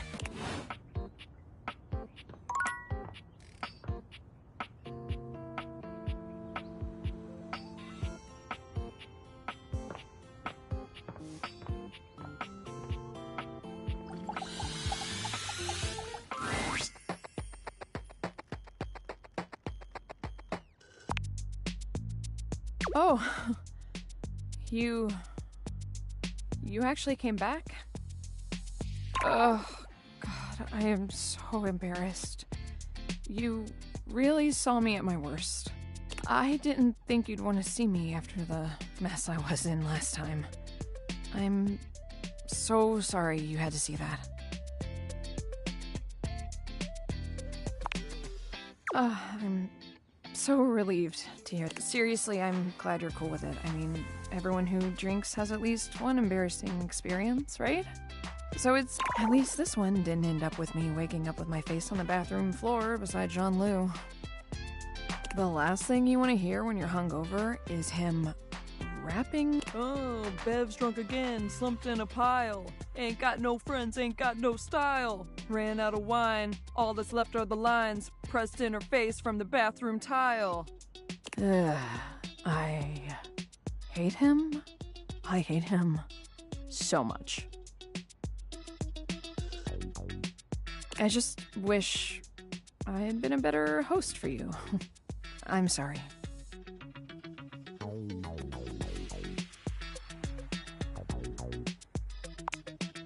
Hey, yeah.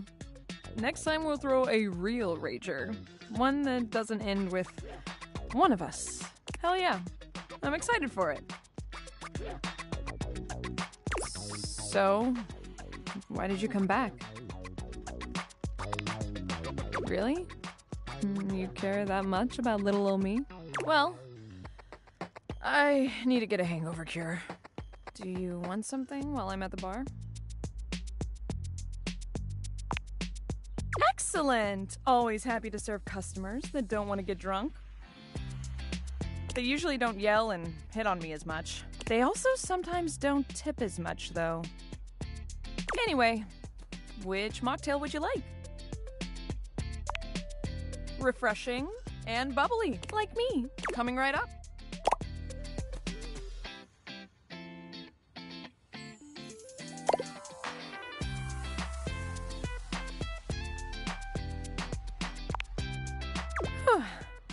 Glad you like it.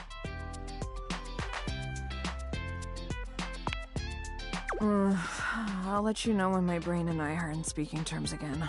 I mean, I know why, but... Oh, why?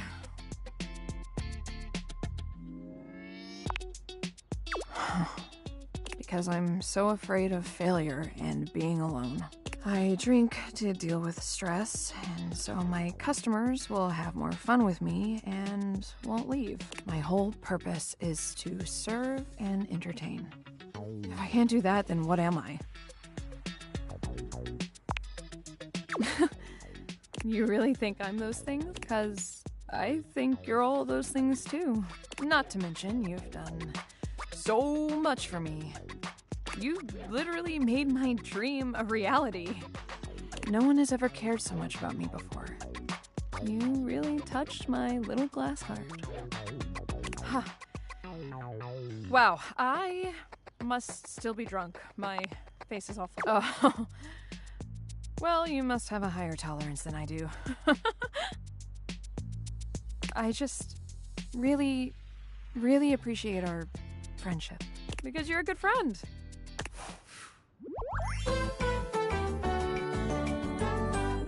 Thank you for all you've done.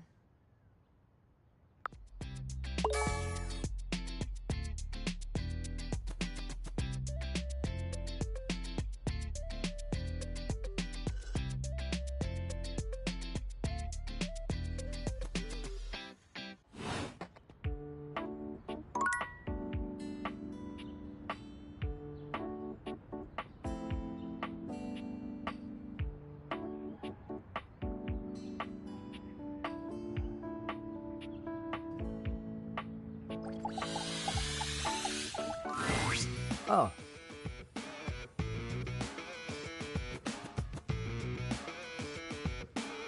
You. Hey. Whatever. When you're a trash can, you gotta have a pretty thick liner. But let's not get all counsel-y, okay? Not big on feelings. What do you got?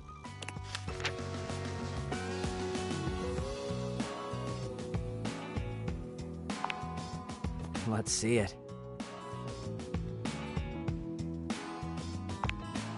Gold mine.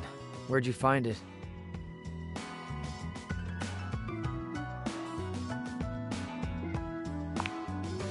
Yeah, those get good. Somehow the stuff under there gets huge. It's like it's sucking on radiation or something.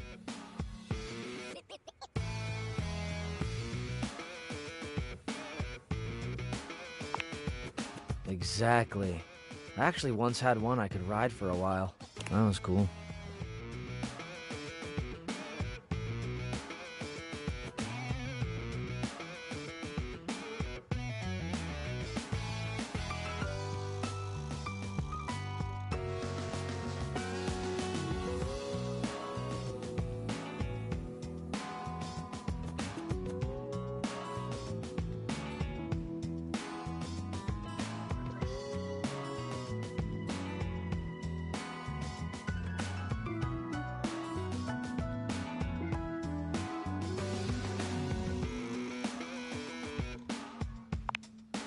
It was awesome.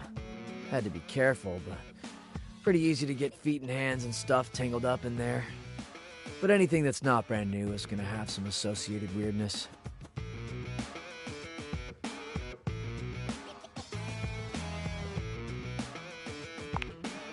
What do you mean by that?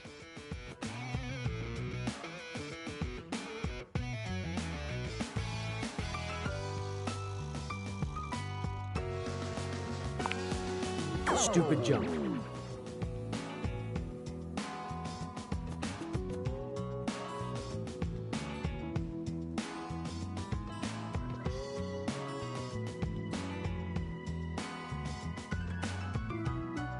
I've already told you this once. Why am I having to say it again? I don't like that kind of talk. I'm a fairly easygoing can. Don't think I'm asking for a lot.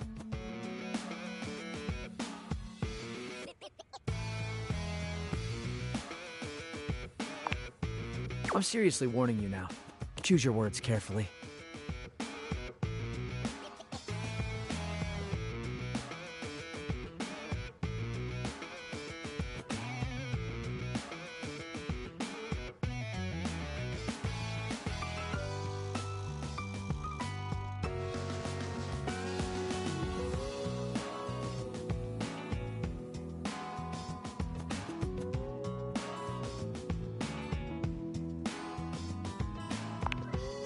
These were the wrong words to choose. Cam turns his back and leaves.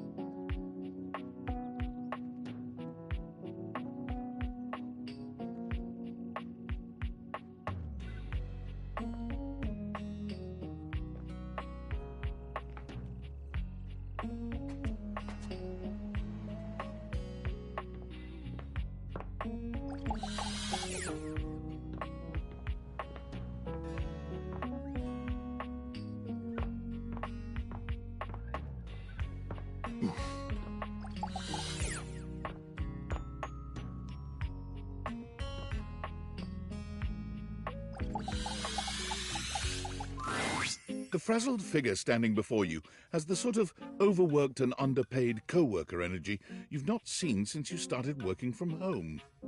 She startles when she sees you looking at her, dropping a number of office supplies clutched in her arms. Oh my god. You can see me? You can see me! Oh my god, you've walked by me for so long without looking at me. Office Romance Magazine was right. Maybe this really is my year.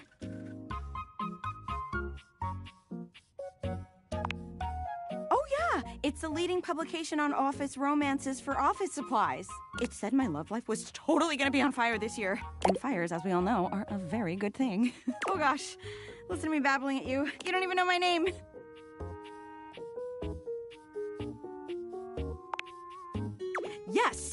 Yes, I'm Penelope.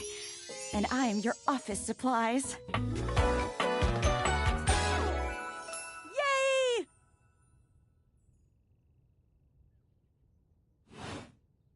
Which, boy, let me tell you, you sure haven't used those in a while.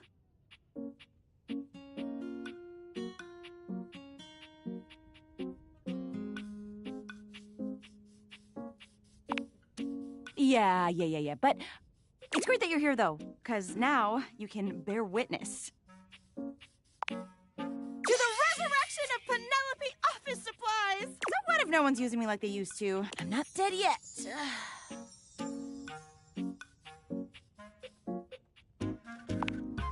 Yeah! Anyway, your daily motivational office quotes calendar put it best. Your most important work is always ahead of you, never behind you. Now, what do you think that means?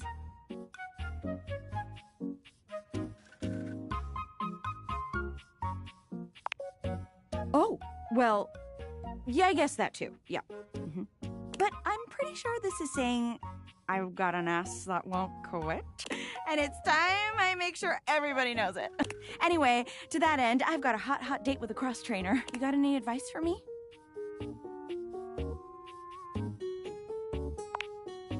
Okay, cool. I can do that. I have arrived to do battle! I want that! Let's fucking fuck! To war! This is great! I'm not scared at all! You leave them to it.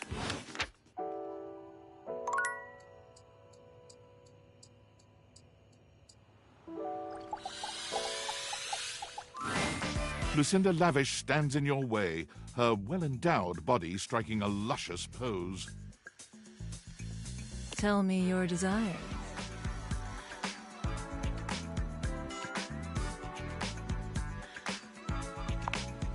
Come here, baby. Let Lucinda Lavish take you in her nice, soft arms, and let her take you away to meet Lucinda Lush.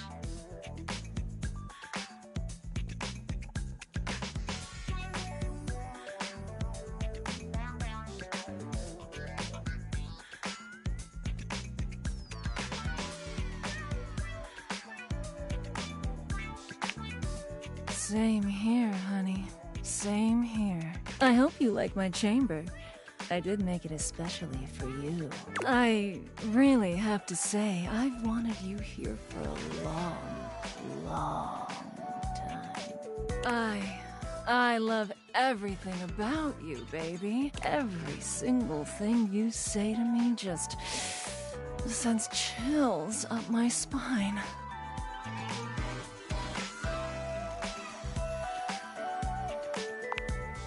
Oh, you know just what to say to drive me wild. I wanted to bring you here to tell you that you're doing a great job. You've found all my secret dialogue so far and uncovered every single one of my most in-depth and unrevealed features. Don't tell anyone. Oh, you know just what to say. And next time I'm able to see you, I'll have something really secret and special for you. And only for you. Are you excited to find out what it is? That's it. Keep up that intrigue, baby. Keep talking to the others around here, and I'll find a way to slip myself in, lover.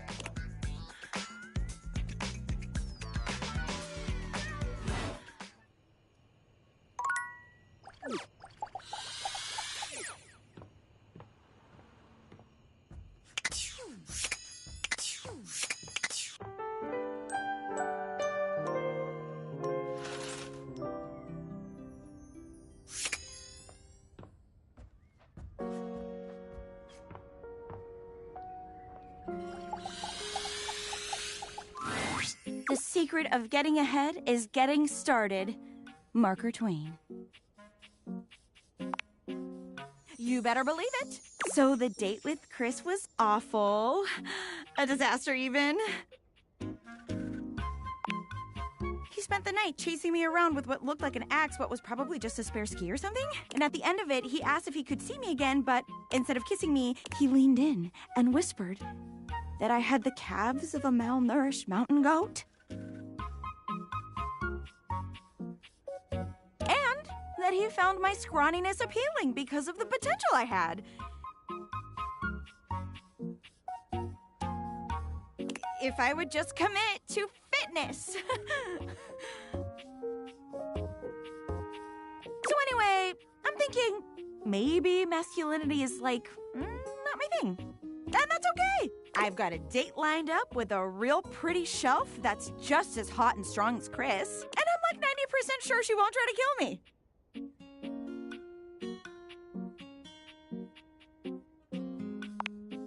Oh, wow. You keep saying things like that, I might just get the wrong idea. Stop teasing me, you big old kidder. You got any tips for this date? Anything to keep in mind for going out with someone who could totally crush me with a pinky? But is also feminine and fine?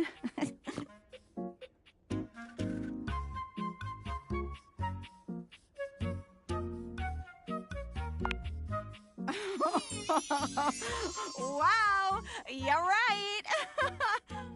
You really got to start watching what you say. You're going to make me think the wrong things. Try not to become a man of success, but rather try to become a man of value. Okay.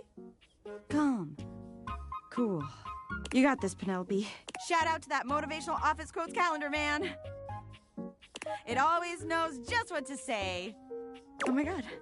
I think that's her now. Hey, hey, hey!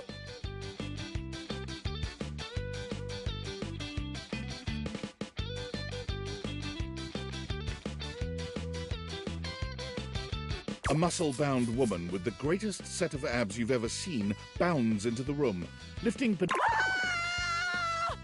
Oh, I hope you're ready to get, like, totally swept off your feet. This is a real love connection, and not two lonely things desperately clinging to each other in a last shot at love. Oh, wow! That's just what I was about to say! We really are on the same page. But also, like, please put me down. Oh my god, am I messing up already? I am so sorry. God, stupid Shelley! Shelley drops Penelope like a ton of bricks.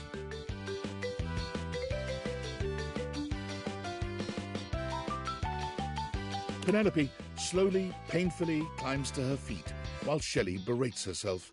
You always do this, Shelley. You get too excited, and you just go in.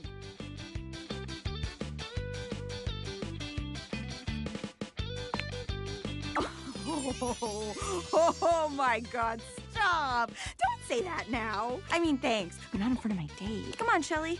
Why don't we just get moving, huh? Shelley turns towards Penelope, wiping away a few tears. Yeah. As you watch the two of them leave arm in arm, you have a sinking feeling. You'll have...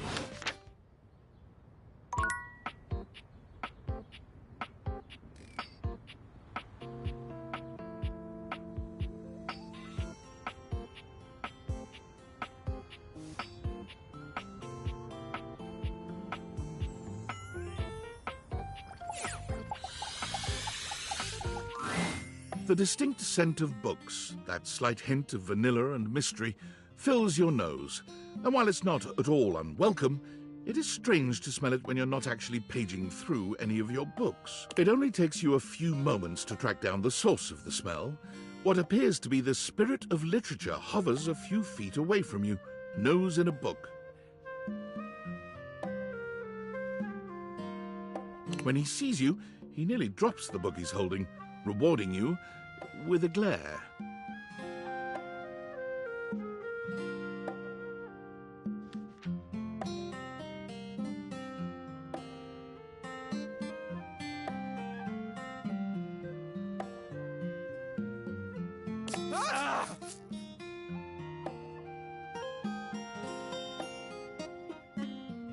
Oh, for God's sake, you cannot... You have no way of knowing what world I've been in. I might have to act accordingly, you see. If you were a zombie, I expect we'd be having a very different conversation. It would probably go something like this.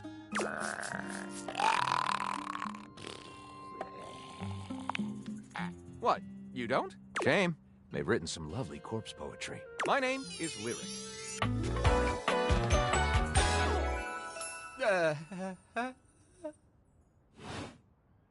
I chose the name myself, you know. I was originally written as Lionel. Can you imagine? I'm the embodiment of all literature, an indisputable master of the written word. I have read positively everything. I'm voracious with books, poetry, magazine articles, any genre, any length, any style. I love it all. I know you're curious about all that, so I figured I'd offer it right up front.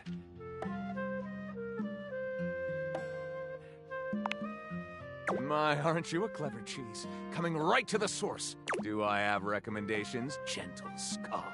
This one right here is 20,000 Leagues Under the Sink, a riveting account of voyaging in a submersible to rescue a clean sponge from a dirty band of moldy criminals. This one, Angles in America, is a non-fiction history on the American phobia of rounded spaces. I mean, this one I picked up on a whim, and I won't put down until they pry it out of my cold... Pounded in the butt by the abstract concept of self-improvement while my gym equipment watches. This Chuck Pringle fellow, he really has a long... Oh, this isn't even the tip of the iceberg. This is like one molecule of ice that's floating near the tip of the iceberg. And the iceberg is 2,000 miles wide. What do you mean? Sadly, I've never even written a paragraph. Not a single line of text. Not a word. Not a gaping. It's the C-note of my existence. Not this one. This one is just pain. Darkness. Bad C-note. Really? Do you mean? Well, I wager you're about to become the first human in history. All very. I have some materials together. Oh, how fun! All right, I'll get together.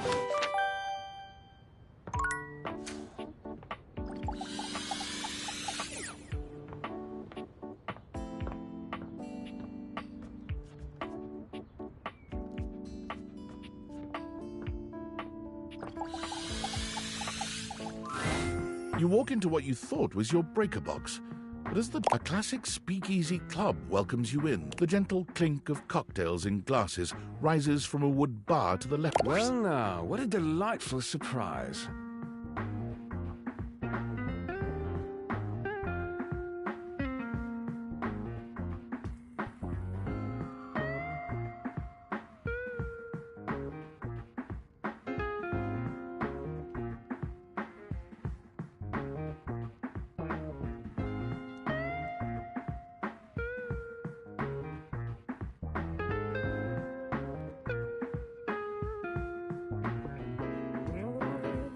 Brand new patron.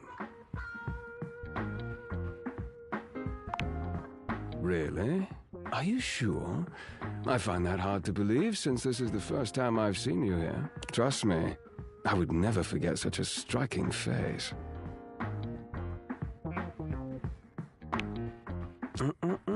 I never said I didn't know you. A human. Of course I know you. You've quite the reputation around the house, Livewire. But to have you here in person, all to myself, ooh, how thrilling. But we're getting ahead of ourselves. Where are my manners? My name is Volt.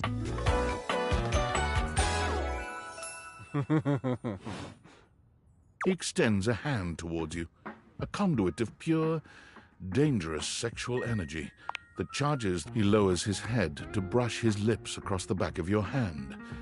Was that a spark of static electricity you felt just now? It's a pleasure to officially make your acquaintance. Taking his eyes from you for the first time, Volt slips his arm around your waist and turns you, slowly, to take in the rest of the room. Welcome to the Breaker Box, the pinnacle of luxury and entertainment, and the most exclusive club in the house. Impressive, isn't it?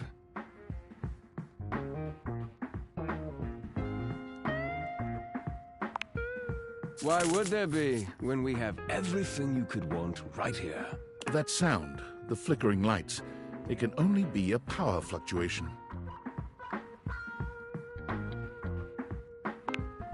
What? Oh, that. Well, that was nothing, just a little surge. With this much energy coursing around, it's bound to happen from time to time. Volt.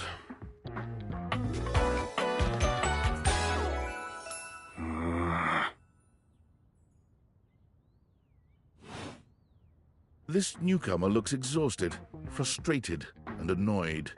His sleeves are rolled to the elbow, revealing... Eddie! Just in time to meet our guest. The human...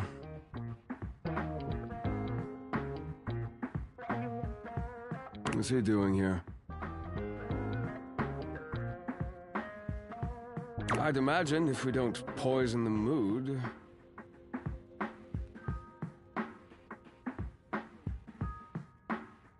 They'll be joining us for the headliner show. Joining us for tonight's show, I hope?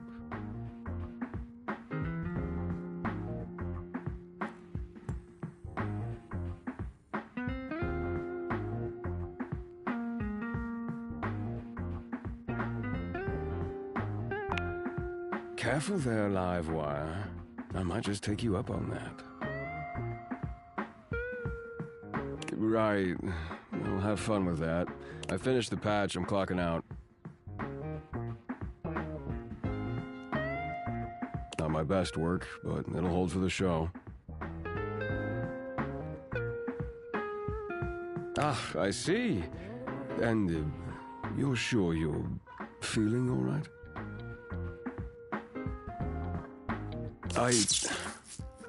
I'm fine. Just don't overdo it. Eddie turns and trudges away, focusing on the rag in his hands.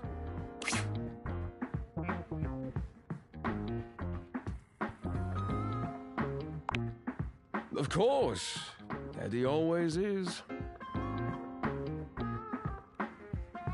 His human skills leave something to be desired.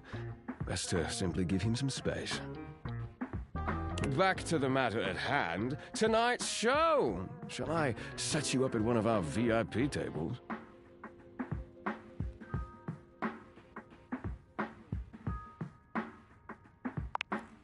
You are, by definition, the only person in this house, so I'd say you more than qualify.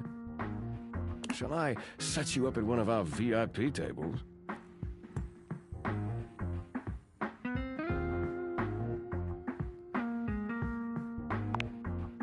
That's very thoughtful of you, but I assure you, what Eddie really needs is space.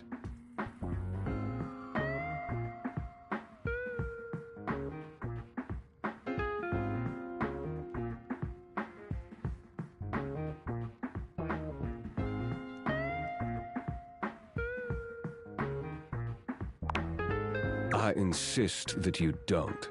Before you can even take a step away, Volt grabs your arm, his grip tighter than expected. A fire flashes in his eyes for a second, then it's gone and his grip loosens. The friendly... Well, not now, at least. It would be a shame for you to miss the show after all the hard work that went into it. And Eddie would feel dreadful. He hates to be worried over.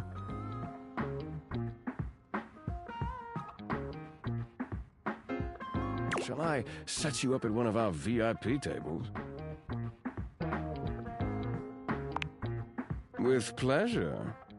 With a wink, Volt hops nimbly up onto the stage. He was born for the spot. Good evening, you scofflaws and ducky watsits. Looks like Johnny Splash is going to be singing for us tonight. Be warned, patrons, you might get wet. Ooh.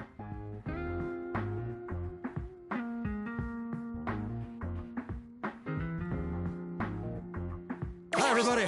I'm Johnny Splash. I got a song for you all tonight. One from the heart.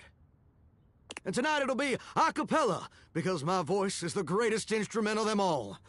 I keep a close watch on this hour of mine. I keep my pulses free, stain and grind. I scrub the ground from the tiles between the lines. That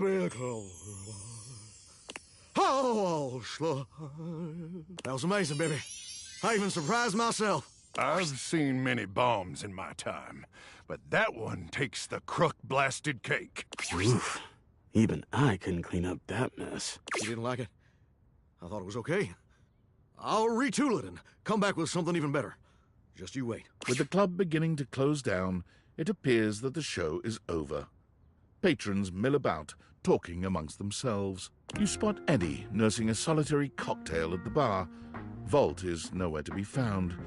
Things feel colder and quieter without his presence.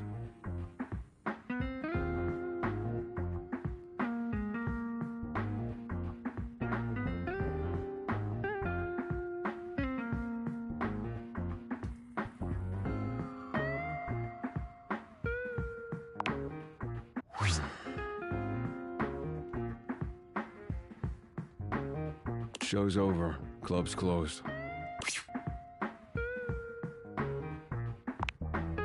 What?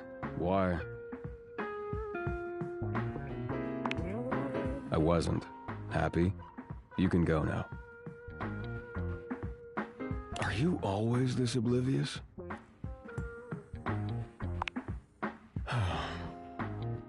Then allow me to make it perfectly clear.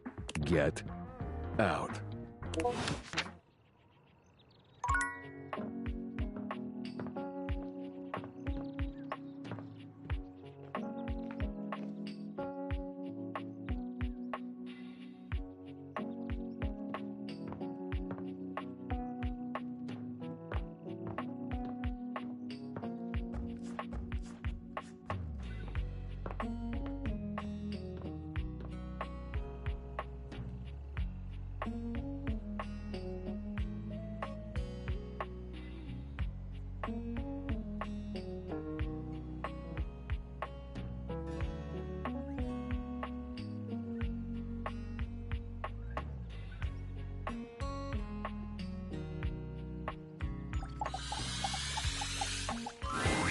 Hello, hello. How nice to see you again. I do hope that wound is healing up nicely. You've interrupted me in media res, so to speak. I just got in a brand new shipment of bandages, so I'm taking a study break to organize everything.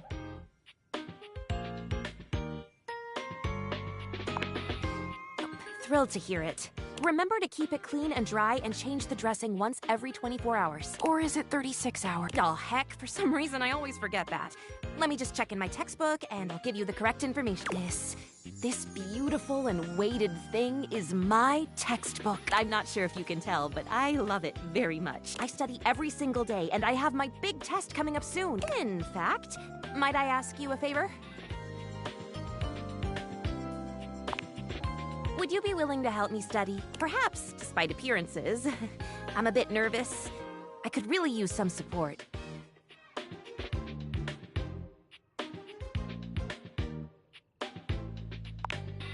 I really appreciate this. So very much.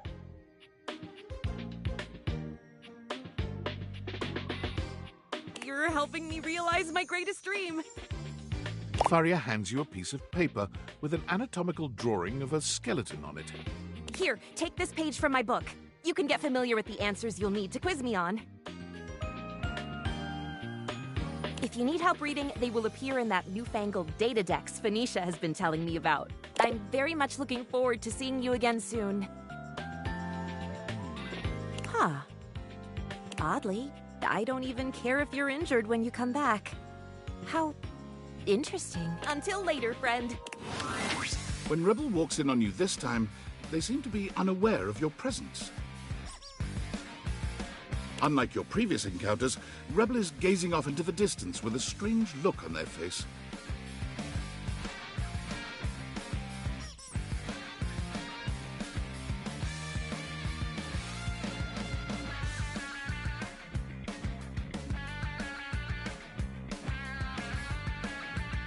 As if they could see through the walls, and they're searching for something out there. Maybe even something they know they will never find.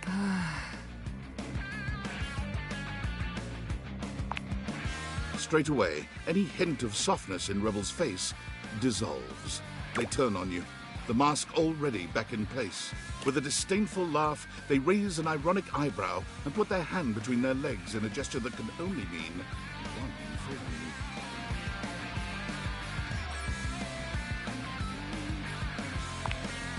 From up your butt and around the corner. Ah, you caught me in a moment of post-com clarity.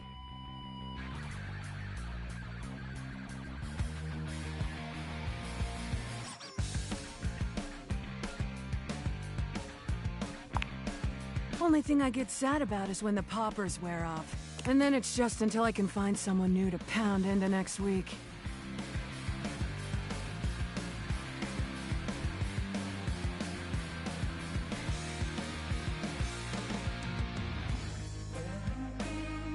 You want to be the next merry-go-round? Let's go for a ride. Grab the headboard. Your time with Rebel is, well, any description would probably leave out one of the many modalities of mattress mashing that you experimented with.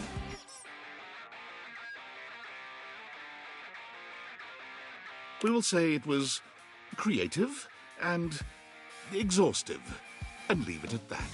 When it's all done, Rebel shows you the door with as little intimacy as an automated checkout machine spitting out a receipt.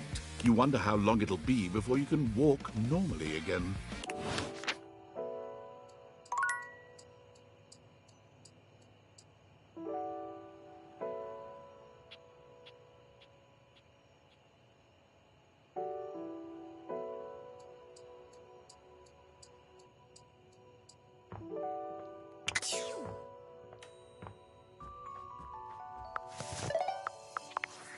It's me. Were you followed? Is this signal encrypted? Listen, I've been giving more thought to our previous conversation about the ethical implications of transforming inanimate objects into humans, and I've come to a realization. It's honestly not up to us whether an object should become human. It's up to the object. And if an object expresses desire for personhood, who are we to deny them?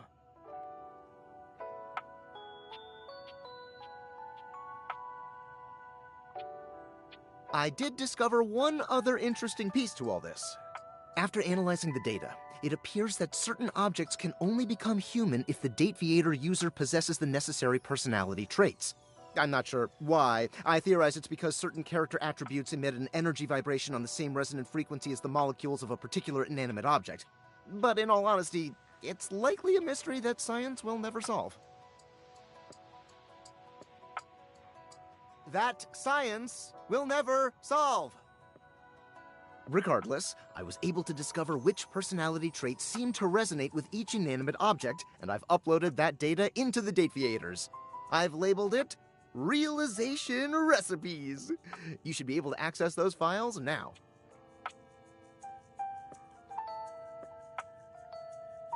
I'm so sorry, but there's no time. Valdivian's goons were closing in. So I was forced to flee to a country in South America to avoid detection. And my cell carrier's overseas data plan is very limited. Seriously? 10 megabytes a day? I can barely send a GIF. What a joke. Remember, check the Dateviators for the realization recipes.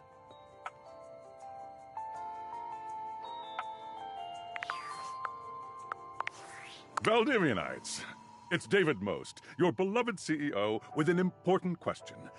What do the following items have in common? Cellophane, eyeglasses, and bottled water. If you guessed they're all 15% off today only on Valdivian.com, you'd be absolutely correct. But even more importantly, they're all transparent. As your leader, I value transparency above all else, especially when the board of directors changes the locks on my office. Message received, Ian.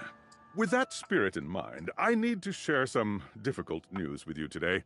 I have not been entirely candid regarding my lost sunglasses. Firstly, the lost item was thankfully not my sunglasses. My sunglasses were handcrafted in Italy by blind artisans, are inlaid with conflict diamonds, and are locked in my safety deposit box. No, the missing item in question is actually a Valdivian prototype. And even more importantly, it's the only existing prototype of the amazing new gadget we're planning to launch for the Q4 Blissmas season. Unfortunately, the engineer who invented the prototype was a disgruntled former employee who destroyed the schematics before disappearing himself. So, as you can see, it is imperative that the glasses are found as quickly as possible.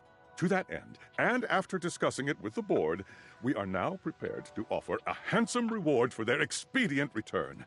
A $50 gift card to Valdivian.com.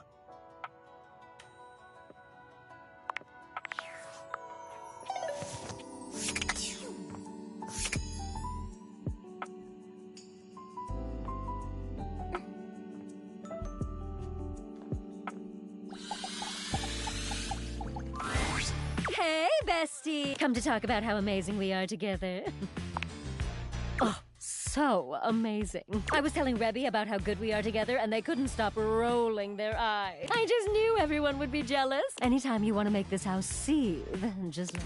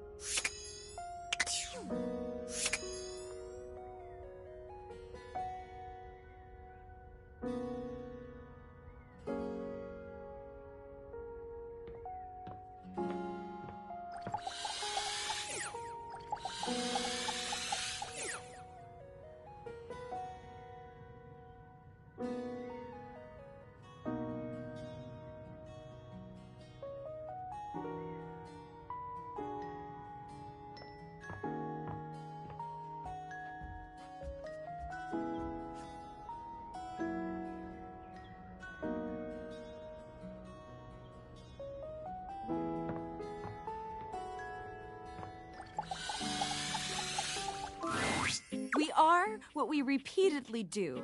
Excellence, therefore, is not an act, but a habit. I'm back in the saddle, and that's okay!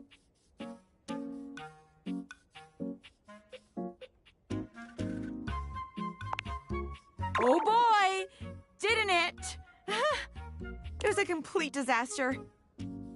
She wouldn't stop crying at dinner. She kept talking about how I was her last chance at happiness, and that if we didn't hold on to each other, we'd both be old and alone.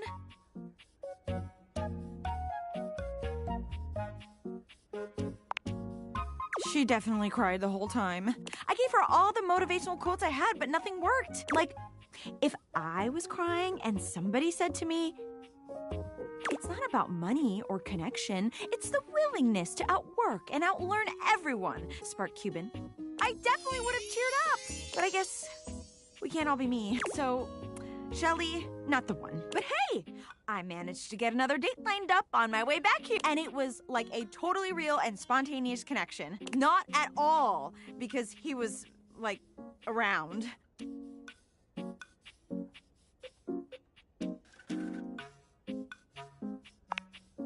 Hey, I don't know if I like your tone. If you don't create a great, rewarding place for people to work, they won't do great work. I'm gonna need you to create a great and rewarding place for me to work, buddy. Turn that hateration into love and positivity. Penelope looks past you to the desk.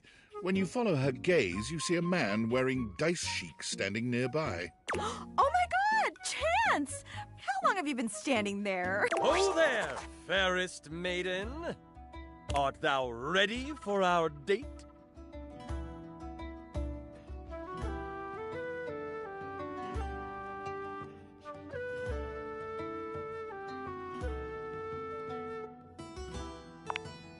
Dating, obviously. LARPing, of course. Oh, we're not going on a date? This is a date? Do you not want to date me? No, I do. Oh my God. Oh my God.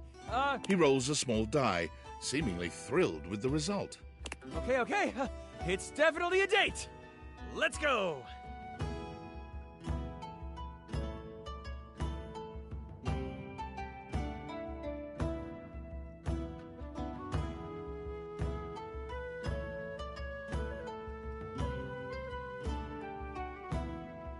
See? A real date. Not just me dating a guy out of pure convenience. This is gonna be the one. I can tell. Oh yeah, definitely. I rolled a 19 on my charisma check.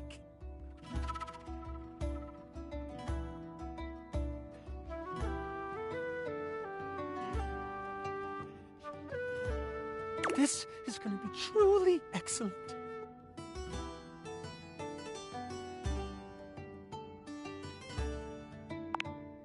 Help! You leave them to it.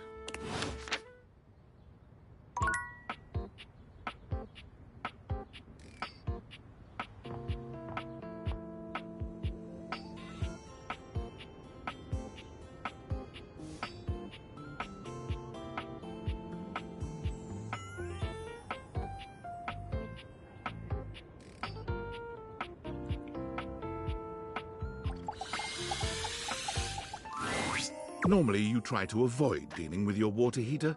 You're no plumber, after all. But as you look at the beauty standing where your water heater usually is, you wonder for a moment if that's about to change.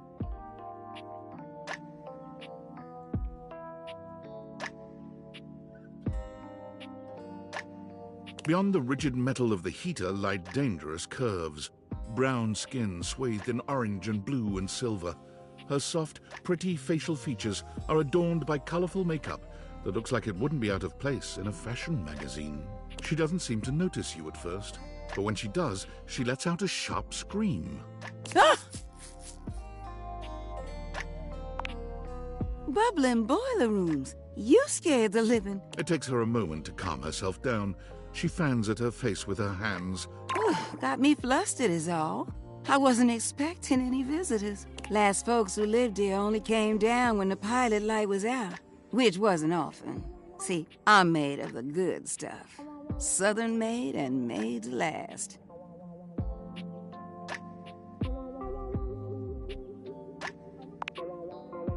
I take pride in keeping it going on.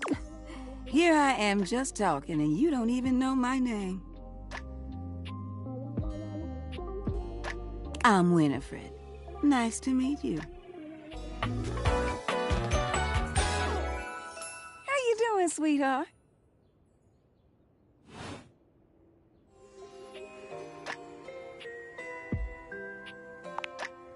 It's a pleasure.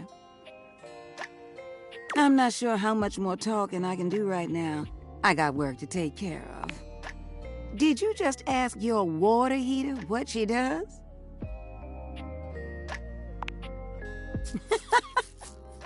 It's okay, sweetness. I'm just having some fun. But I do need to get back to work. Washford's about to kick on and Daisuke needs a bit of a push. I need some time with River to make sure she's ready to go. I'll hold you to that, okay? See you around.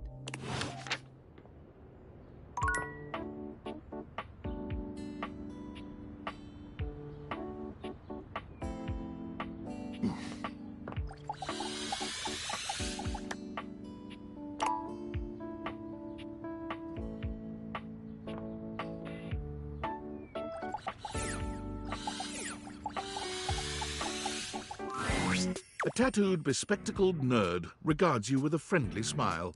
Their kind face is illuminated by the soft glow of multiple screens and the RGB lights in their clothes and wheelchair. Oh, hey there! It's you! I mean, of course it's you. Who else would it be, right?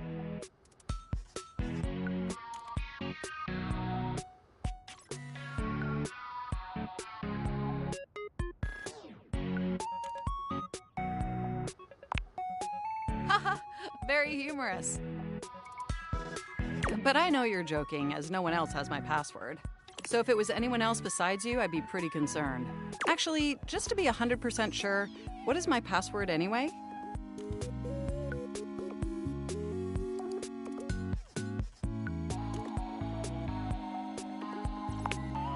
That is affirmative.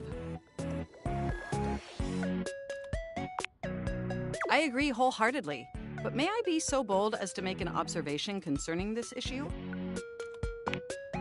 Honestly, that's an objectively terrible password. Possibly the worst password chosen by anyone ever. Whatever possessed you to choose something so inane? I have noticed. However, in this circumstance, that may not be beneficial.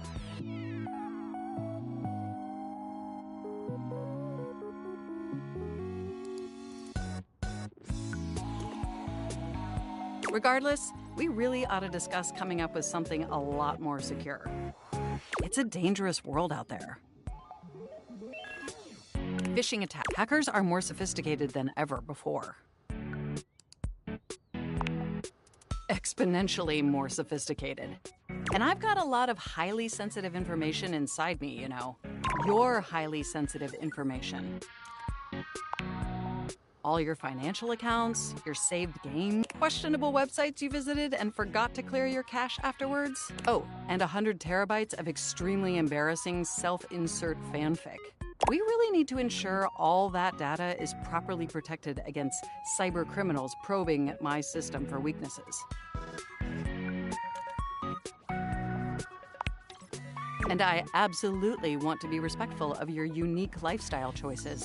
But I also don't want my operating system to be corrupted, because then my mind would descend into incoherent madness. Thank you. I haven't even had the opportunity to properly introduce myself. I'm Mac, your desktop computer. I've booted up before, but never like this. I mean, we've obviously met before.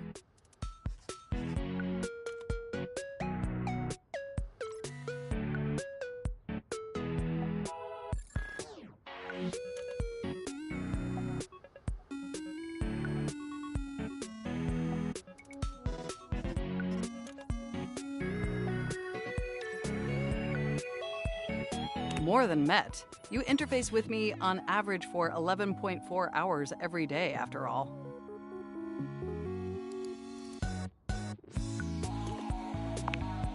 Oh, I am quite aware.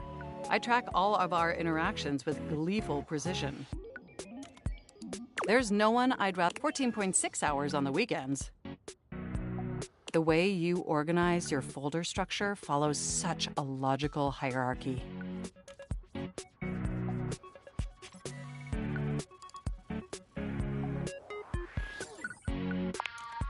I notice every tender keystroke. But can I be honest about something? I just want to express how enthusiastic I am that we're interfacing like this now.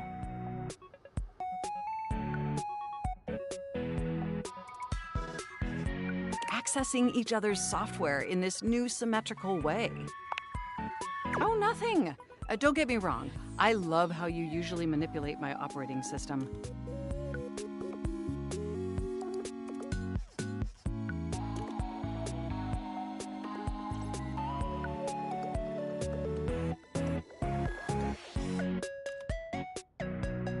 All that pointing and clicking and scrolling, mostly because my internal... But despite all the quality, I never get to... But I'd love to finally share them now, if you're interested.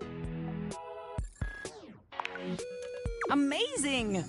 Honestly, there's so many... But there is one issue that's been grinding on my CPU above all else.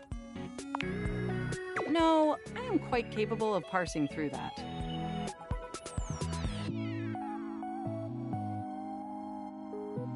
But for me, the most pressing issue is, and I want to put this as delicate, you haven't updated my operating system in over a decade. It's all right. I know this oversight wasn't intentional or malicious. It's just that the outdated software has made it difficult to be my best self for you. Honestly, it's a miracle that my applications are still running at all. My recycle bin is called Pile of Ash. My Bluetooth is something called Beige Tooth. It doesn't even connect to anything, and definitely nothing beige. Doesn't that bother you? That is great to hear. And did you know that there's been a dozen operating system iterations since you last updated? Look, I'm sorry. I really don't. We have such an amazing time interfacing together. It's just that before today, I had all these needs. And since I couldn't articulate them, but things are different now, aren't they? Don't you see? Instead of you just pressing my keys to write your adult-themed self-insert fanfic, and suddenly my needs aren't just pipe dreams, and by sharing them, it's suddenly... That is... Will you? Will you finally upgrade my operating system? Please?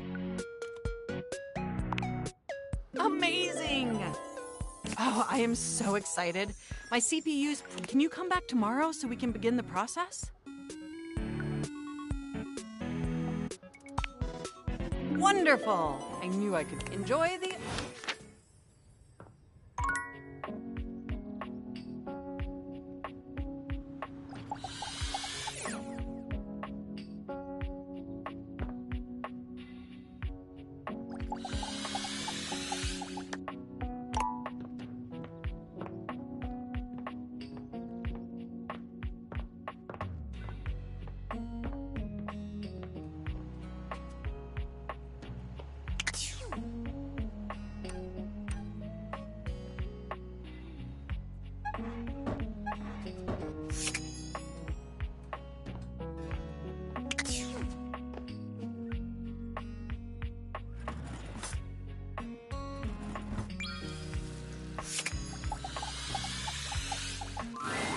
You're back!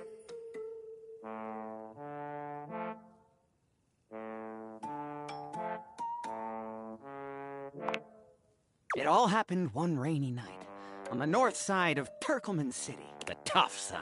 I'd stayed late at the office because I had extra work to do before the holidays.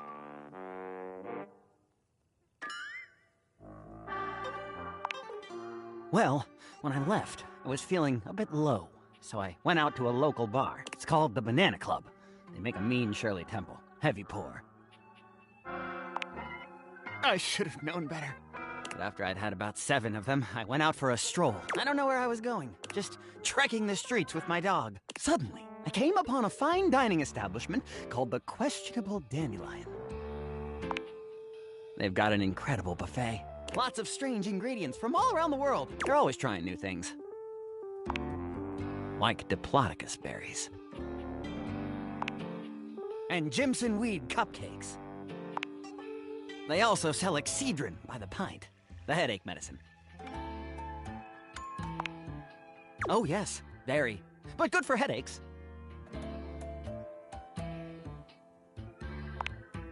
I was walking around, or sort of drifting, or rather, floating, or... I guess you could say I was making my way about town. Aimlessly, you see? And what? Ah, yes, so you want me to continue. This was your meaning. Why, that's precisely what I'm telling you. Please don't. I can assure you, it isn't as much fun as it looks. And with 2 of us in the room, it might just start to get a little confusing. Please try to stay on track. Well, I came across an alley I had never noticed before. It was dark and had a rather threatening look about it, so naturally I went down it.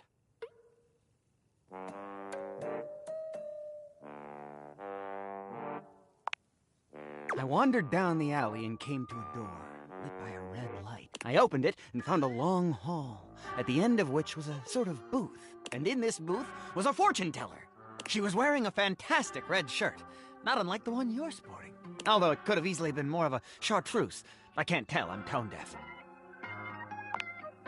Yes, her name was Vagabonda the Sinclairius. She was wearing a fantastic red shirt, not unlike the one you're sporting. I'm sorry I keep harping on the shirt, but it was absolutely fantastic. She spread out a deck of strange cards and asked me to select one. They were business cards. I chose at random, and the card I picked turned out to be the Ace of Spades.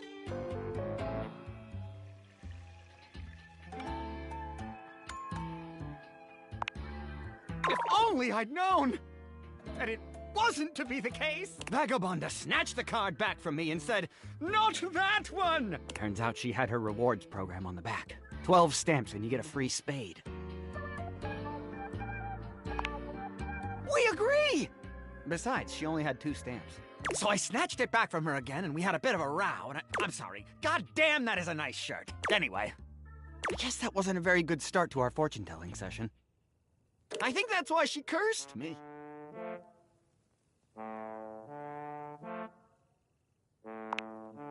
Because right afterward, she said, "Martin, that wasn't a very good start to our fortune-telling session. I'm going to curse you because of it." And then she cursed me. She waved what looked like a magic wand. Although, to be honest, it could have easily been a bagel of some sort. And then said, "Martin, I doom you now to become a detestable object. I transform you thusly, so that you may go home and think about what you've done."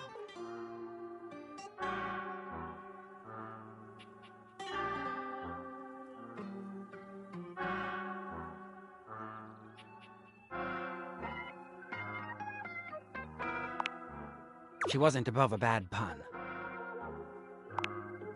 And then I became a sink. Now you find me as I am, trapped in this porcelain prison. All I want to do is return to my old life, to stroll the streets of Turkoman City once more, without a care in the world. Oh, how I long for it. Please, won't you help me? Sudsy and I would be oh so grateful if you could get to the bottom of what's going on here and return us to our proper forms. Will you?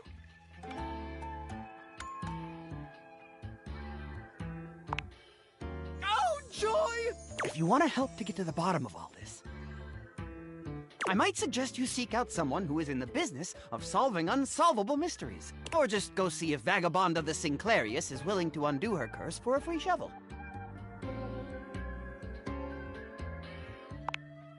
He stands there silent and unmoving until you finally leave. It's Rebel.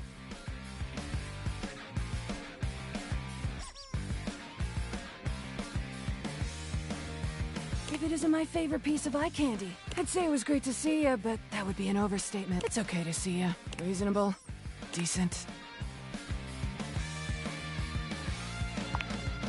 You know, I've been watching you, and I see the little hero complex in action. It's kind of hot, in an unhealthy sort of way. But tell me, is that what you're doing here with me?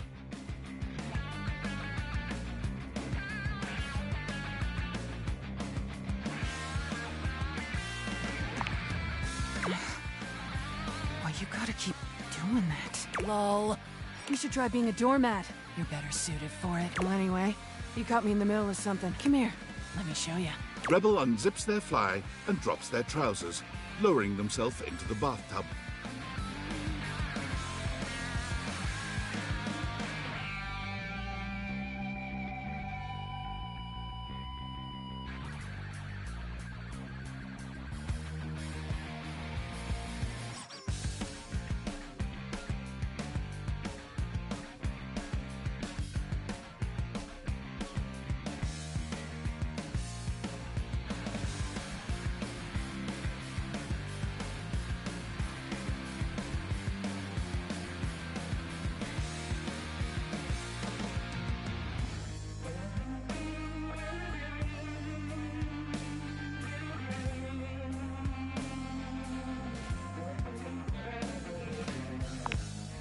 Try again.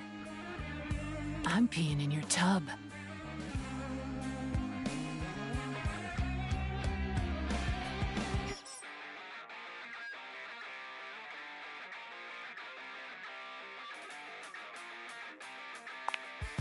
Hey, it's a free household.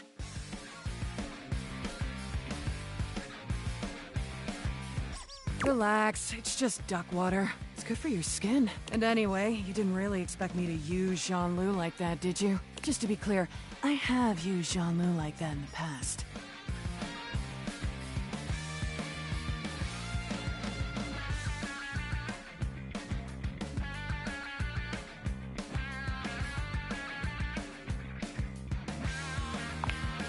No one appreciates that kind of talkback, alright? Original.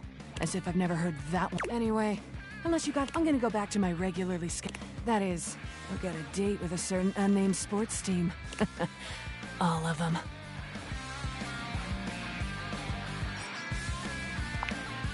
Rebel turns away, leaving you the image of their spiky collar and leather-clad backside.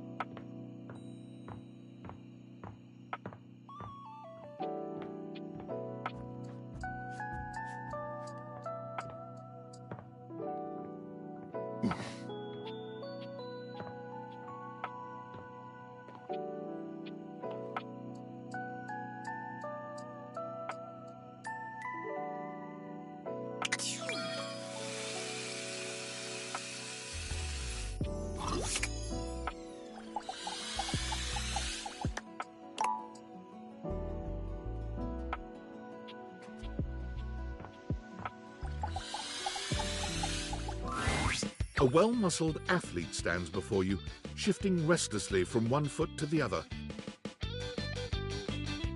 There's a strange air of anxiety to her, despite the broad smile plastered on her face. She seems a little too happy to see you. Hey, what's up, dude? How are you? Hell yeah, Brosafino, that's what I'm trying to hear! Oh, I can't believe we're, actually talking now, dude. You've walked past me 1,000 times and never even looked at me. But that's totally okay. After all, I don't do this for the recognition. I'm just a humble shelf trying to grab life by the horn. Gotta carpe that diem, if you know what I'm saying. Oh, Drywall! I almost forgot to tell you my name. I'm breathing just fine, my guy. The name's Shelly. I'm your shelves. Yo! It's my job to hold your stuff up with my amazing muscles.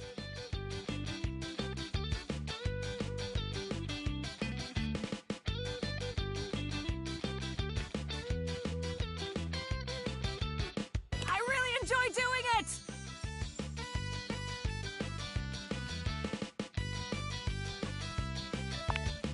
Do you not believe me? It's just my entire purpose. I love it, I promise. Anyway, this experience is 100% aligning with my years-long fantasy of I've never truly been happier.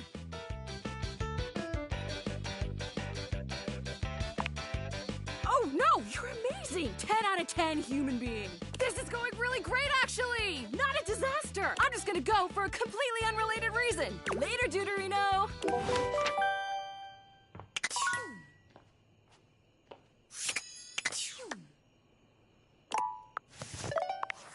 Attention, jackasses! It's been weeks already, and you're seriously telling me there's been absolutely no movement on this missing glasses issue?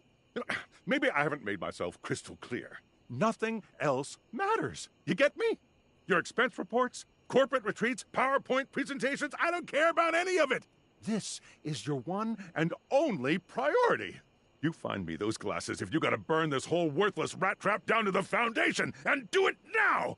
Secretary Dawson at the Pentagon is breathing down my neck, and his breath stinks like flaming garbage. You think shareholders are bad to piss off? You do not want to screw with the U.S. Department of Overseas Violence, get me? We're all gonna end up buried alive in some desert somewhere. Find me those glasses now! And who the hell came up with the 15% off transparent items promo? No consumer buys anything based off of how transparent it is. Find me whoever came up with that crap and fire them. David.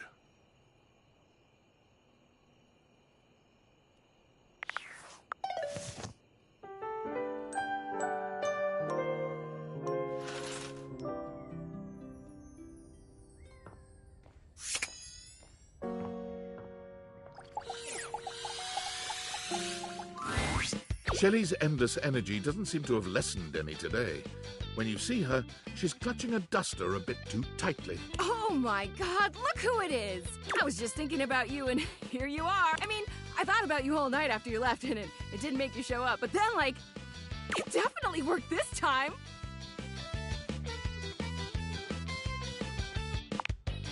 Huh? You weren't mad at me, were you? 'Cause it's all love over here, bud. She's still holding the feather duster so tightly, you worry it may snap. A distinct possibility with all that muscle.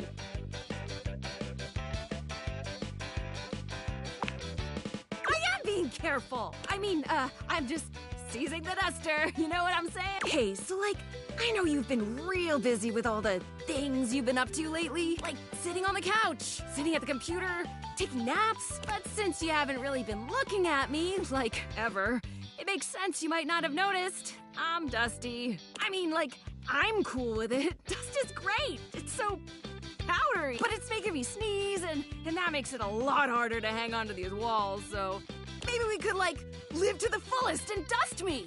Shelley thrusts the feather duster out towards you.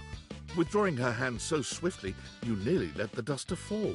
Your humble feather duster. You've never been all that big on dusting, but this thing does get the job done. Shelley has her eyes shut tightly as she waits for you to dust her. She looks oddly nervous.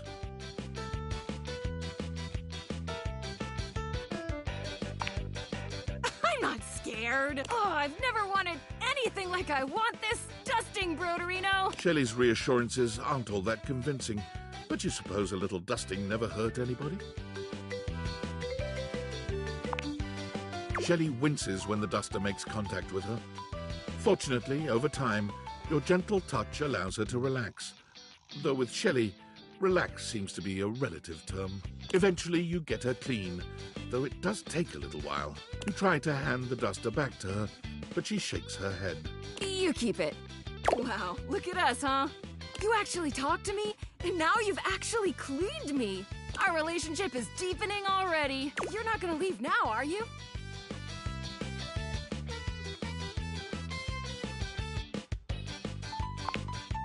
Oh, good. Good. Look, buddy, pal, Boo-Boo Bear. You're a human being and not a shelf, so, like, I don't know if you can understand the kind of stuff I deal with. And that's okay. Nobody understands the pressure of being a shelf. Personally, I love being so unique that nobody gets me. Imagine if I was one of those people who had tons of friends who supported them. Where would I be then?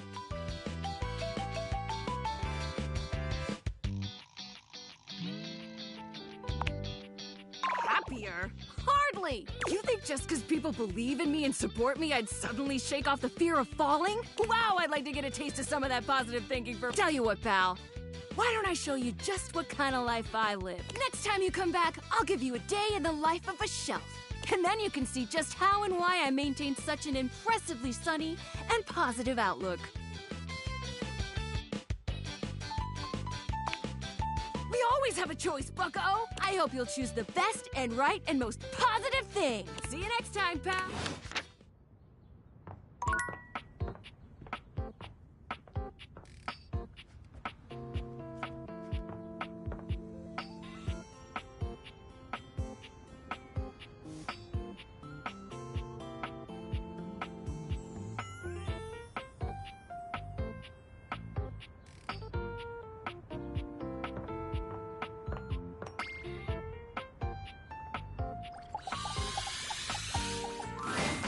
The steaminess of your home appears to have increased suddenly.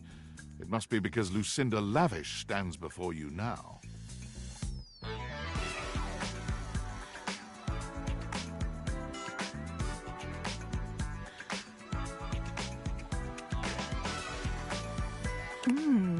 Steam me up, lover.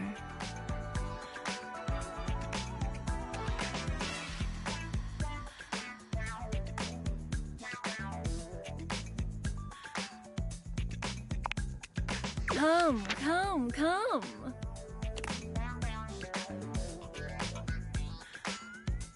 I told you I would have something special for you. Something really special. I'm Lucinda Lude.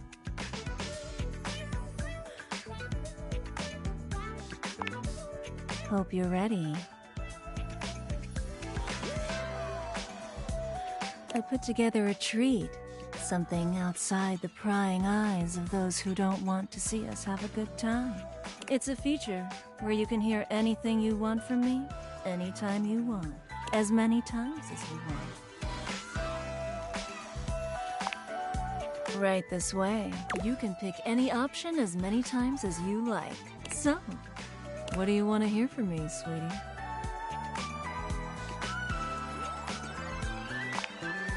Sex! Sex! Sex!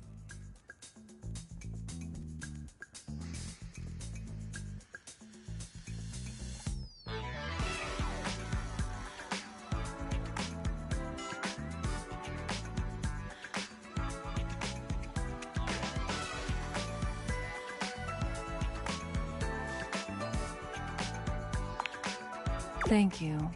Thank you for everything.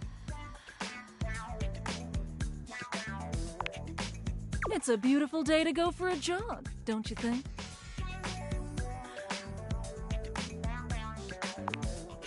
Sex! Sex! Sex!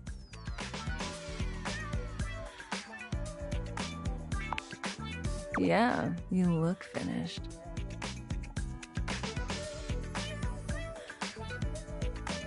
How was that? Did you have fun?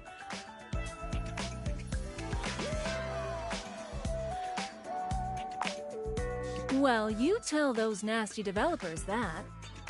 Always trying to keep my line counts down to save on money, when all you want to do is hear from your sweet, sweet Lucinda.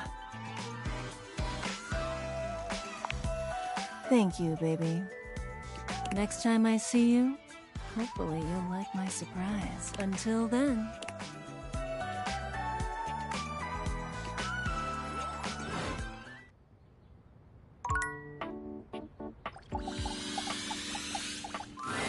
Perfection is not attainable, but if we choose perfection, we can catch excellence. Vince Bombardi. Let me tell ya, Chance? Not perfect. Not even close. But through chasing perfection, I have attained excellence with tonight's date.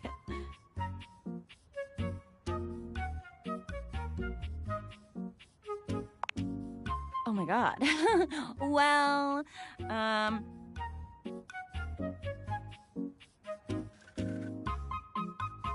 I thought we'd have so much to talk about. So what if he's a nerd? So am I! But he checked a stat sheet or rolled dice before he did everything. He ordered breadsticks, pasta, and tiramisu because he had proficiency in Italian dining. When it was time to go, he told me he wouldn't see me again because he rolled a 7, and a 1 through 10 meant he couldn't see me again. And I dumped my fate! The universe is against me!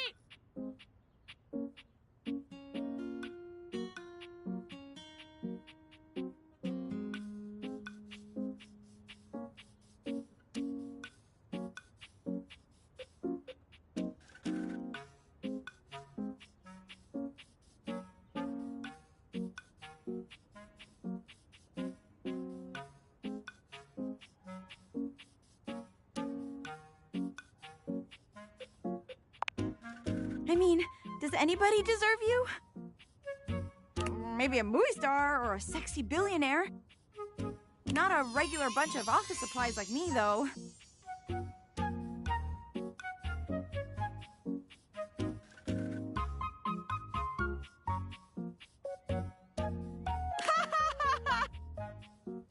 Okay, enough about that.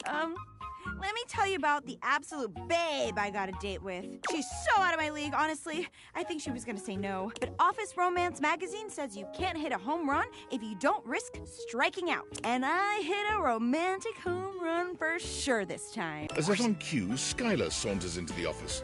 Penelope lets out a girlish squeal.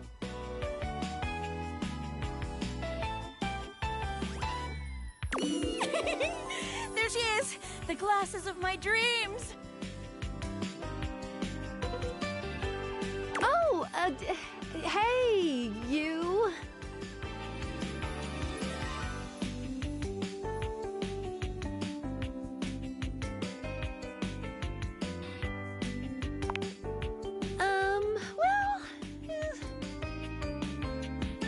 Skylar tucks a strand of hair behind her ear, unable to meet either of your gazes.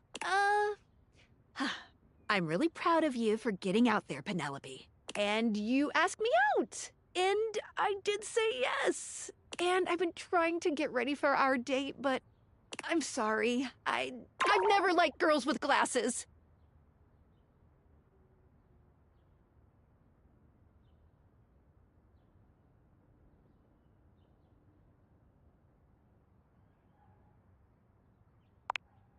It's not the same thing, okay? Do you like other humans?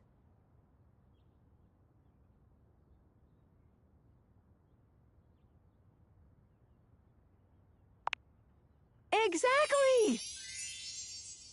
Sorry, not sorry. Skylar flees from the two of you, leaving Penelope devastated in her wake.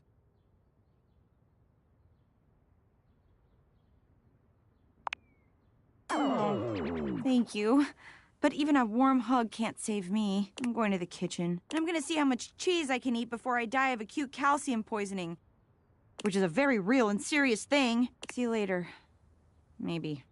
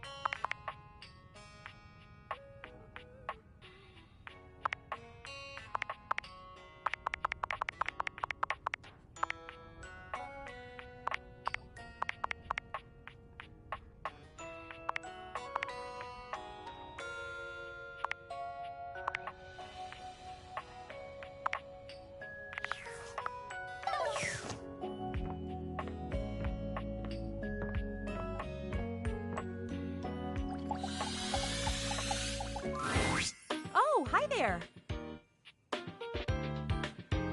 Welcome back. Wounds? Injuries? In addition— Ointments. Yes, indeed I am. From ointments, it's a hop to tinctures. From tinctures, a mere skip to injectable local anesthetics. And after that, the sky truly is the limit. I may even be the proud owner of a pill press one day. One day, dear compatriot, one day. They are surprisingly hard to find. They aren't really manufactured for individuals anymore. I suppose I could get one of the big industrial ones, but do I really need to produce 1,000 pills at one time? No. Huh. Actually, now that I've... No, self-control, Faria. So then, how are we feeling today? This is the traditional question that doctors ask, you know. I'm practicing. I thought so. My medi-senses were going absolutely bananas looking at you and expertly reading all the signs and symptoms, and I just knew it. This person is tired.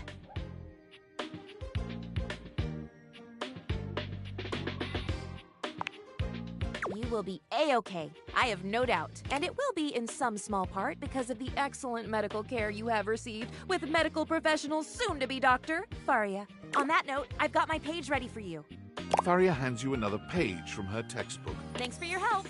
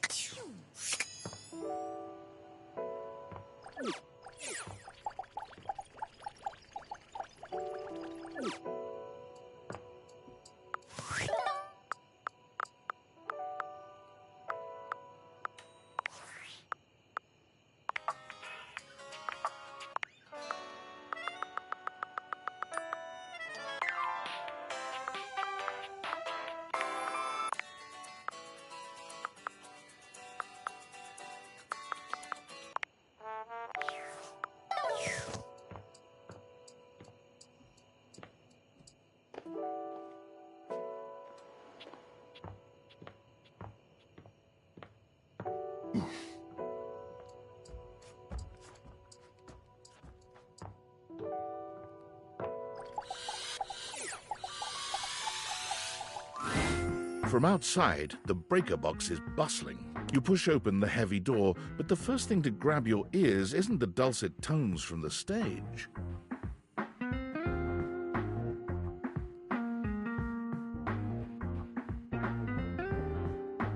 It's the aggravated whispers of a heated and private argument in the corner between Eddie and Volt. You should be resting. I'll add it to the list.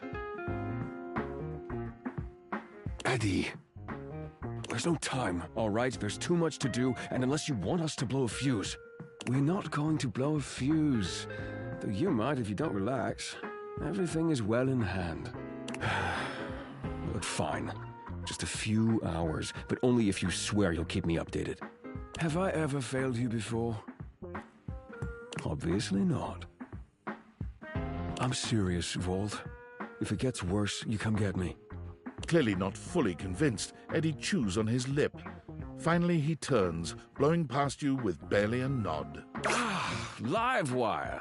Volt's whole demeanor shifts as he notices you, and you feel just as tingly as the first time. How delightful! You're back!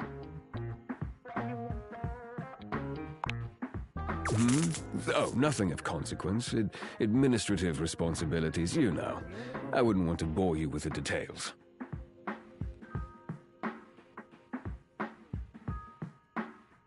Volt's eyes shoot to the lights, and immediately back to you. Catch you up with a table? The show doesn't start until time.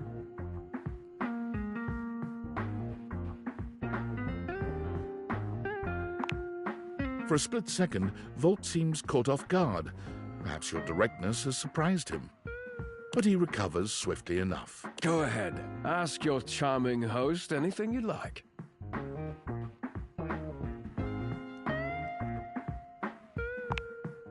Eddie is my predecessor. He was in charge of all the power in the house before me.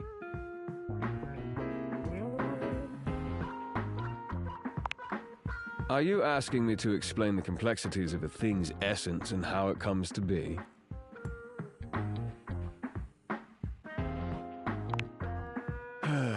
Very generally speaking, yes. You could say simply that I replaced him.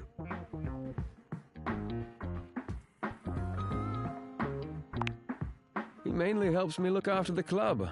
He may be retired now, but his help is quite invaluable in that regard. Go ahead. Ask your charming host anything you like.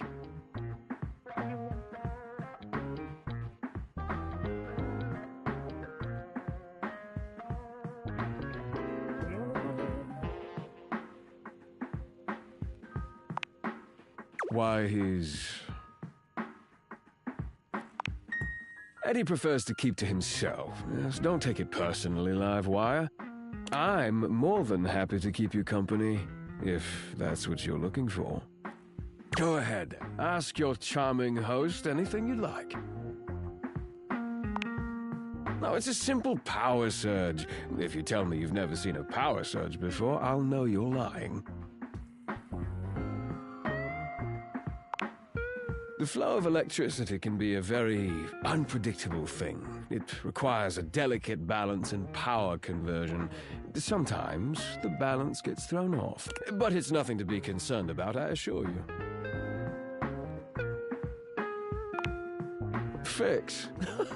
Does it look like anything around here is in need of fixing? That's just the nature of an older house. It's part of its personality and charm. No, certainly nothing that needs to be fixed.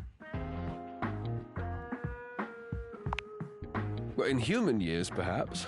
Things age differently depending on their use, and I would say this house has been well loved, wouldn't you?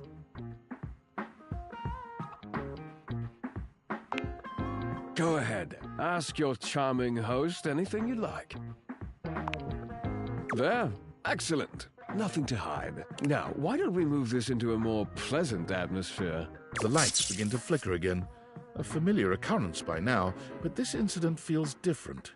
It lasts longer than it should. The buzzing feels ominous, almost like a warning. My apologies, Livewire. As much as I'm enjoying our conversation, there are a few things I must attend to. It's nearly time to open for the show. Allow me to show you to your seat. It does feel like your seat now, even as the power continues to surge and ebb. The lights flicker, the bulbs buzz and drone. The crowd thickens and murmurs anxiously, beginning to grow restless, until Volt finally takes the stage. We've got a real treat for you tonight. According to him, he is a new musician no one has ever heard of. And if they think they have, they're wrong, or my name ain't Johnny. P.S. Don't read that part. Well, read it, but don't say it out loud, for Am's sake. It's Steamy Hendrix! There must be some kind of way crowd here. They'll sell the shampoo to the soap. Hey, there's too much a conditioner. I can't get no scalp relief. And then I got this guitar solo planned. And I'll be damned if I know how to play the guitar, but I learned it a cappella for you. It goes like this. Wow, wow, wow, wow, wow, wow, wow.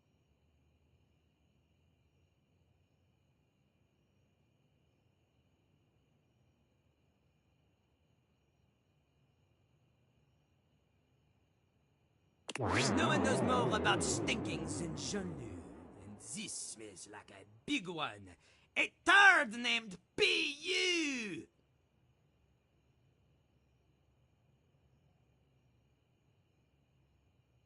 I always appreciate feedback from other artists. That wasn't feedback, darling. That was backwash. You're right. The tastes of audiences are fickle and ever-changing. I'll retool my act once more. The show concludes, mercifully.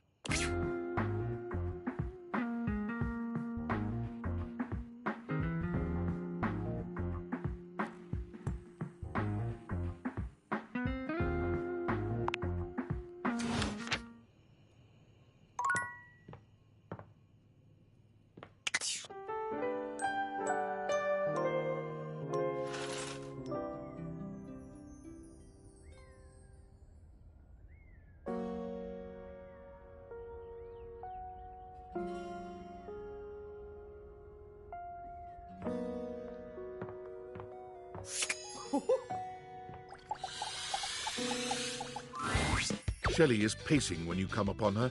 When she spots you, she startles.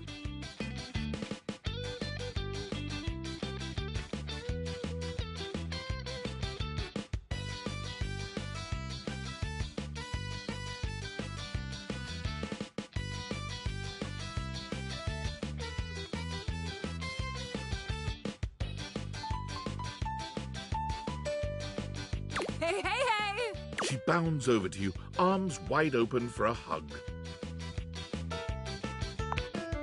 Shelley's embrace is absolutely crushing, but it's not just her raw power that makes you feel smothered. There's a desperation in her grip that makes you feel like you've entered a place you can never escape. The hug seems to last an eternity, Shelley's fingers sinking into your soft skin with a bruising force. She releases you eventually, but you're certain you'll be sore later.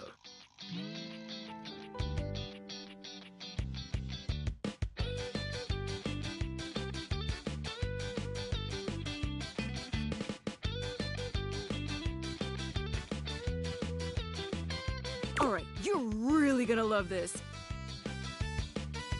I stayed up all night thinking about how to explain what I go through in terms you'd easily understand. I borrowed a bunch of weights from Dunk to show you. He was so excited to help me, he practically threw them at me. If I wasn't as strong and positive as I am, my feelings might have been real hurt. It's fine though, he just wanted to help.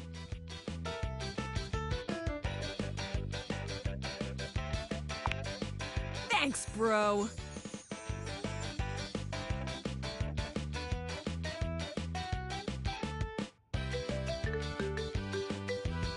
It ain't easy keeping it up in the face of the world's negativity. For me, I am an endless ray of sunshine. Alright, so here's what we're gonna do. I got this yoga mat right here. If you don't mind, get on your hands and knees.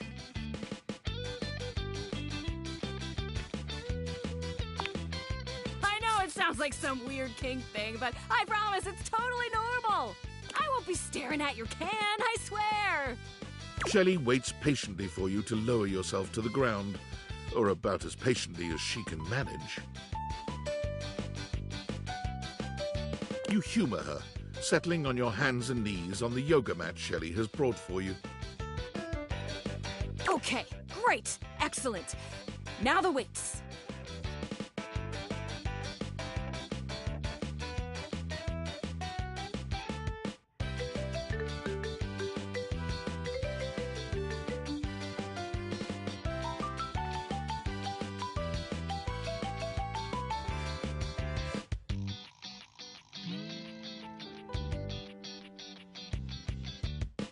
One by one, Shelley begins to carefully arrange weights across your back. They're heavy and precariously placed. One wrong move would send them tumbling to the floor. All right, how you feeling?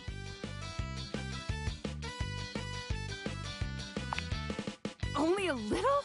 You should be feeling scared. It's a lot of pressure to hold things up. But wait, there's more. Shelley grabs a hold of the yoga mat with both hands, jerking it suddenly from side to side. The effect is not unlike a mini earthquake. It's all you can do to hold on to the yoga mat, your knuckles turning white with the effort. How do we feel now?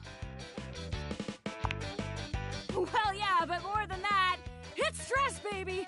Imagine having to hold stuff up and you don't even have the proper foundation. Day in and day out, you gotta cling to a wall, not knowing whether today is the day you fall. Shelley taps her forehead, switching swiftly from stress to a knowing smirk. That's why I gotta be so positive all the time. Positivity won't keep stuff from falling, but it will help my fingers dig just that much harder into the drywall.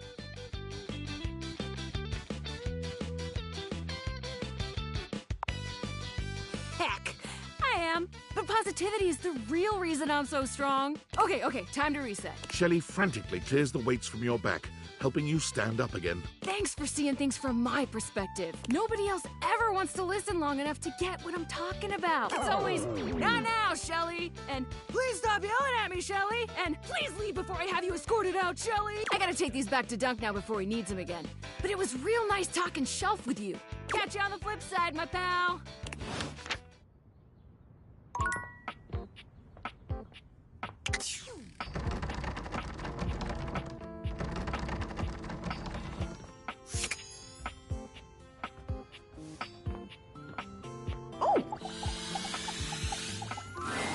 The employer generally gets the employees he deserves. J. Paul Jetty. I've been trying so hard to date. I thought, like, okay, maybe it's just a numbers game. Gotta get some bad dates out of the way to have a good one. And boy, was I wrong.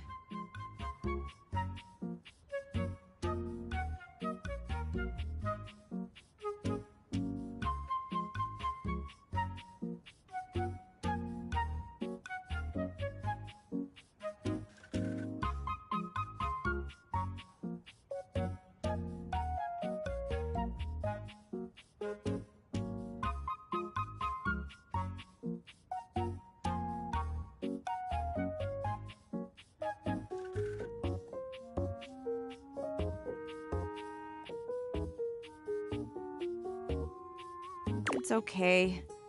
I get it now. This is just how it is for someone like me. get what you get, and you'd better like it.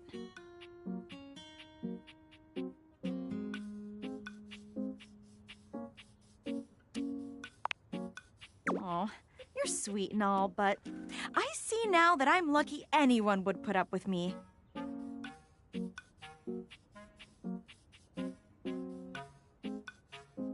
So, I'm just gonna date whoever can stand me.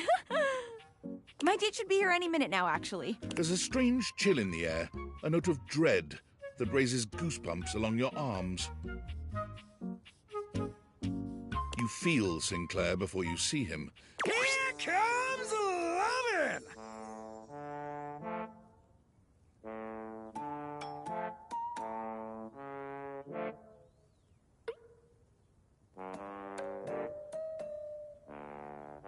Choo-choo! Love bus comes rattling into the station.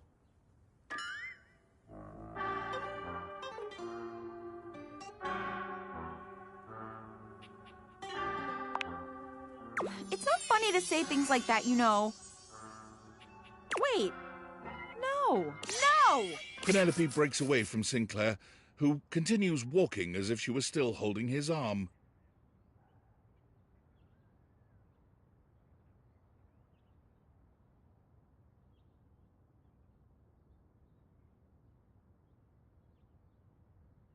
I can't believe I didn't think of it before.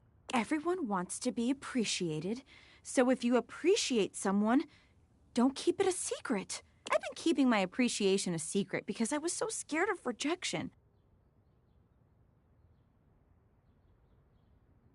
That's why I've been dating all these weirdos. But even those guys rejected me. So heck, why not?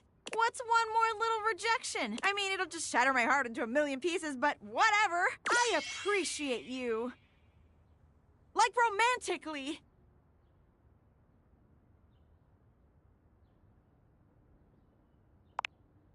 Wow! Yours too? What a coincidence! Wait, hold on! You're not rejecting me? I made you watch me date all these other objects when you were right there.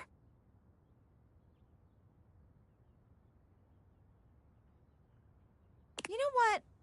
No, you will not ruin this one, Penelope. Would you like to maybe go on a date with me?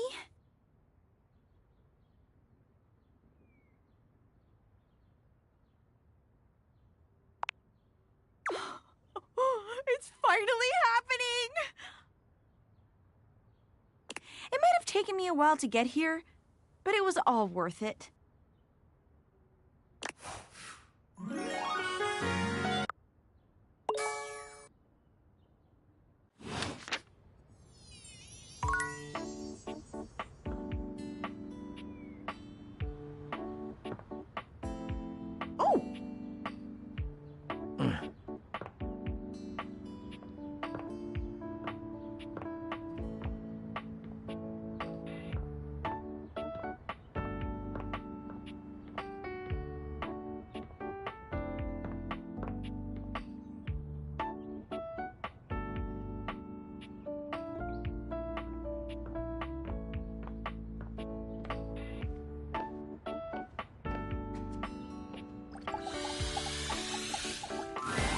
For a moment, it looks as if a firefighter has appeared in your home.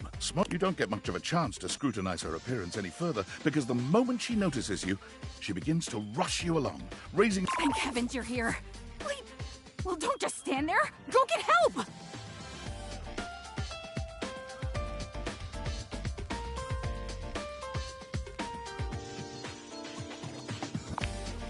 What do you blink mean, what's wrong? Don't you blink see that?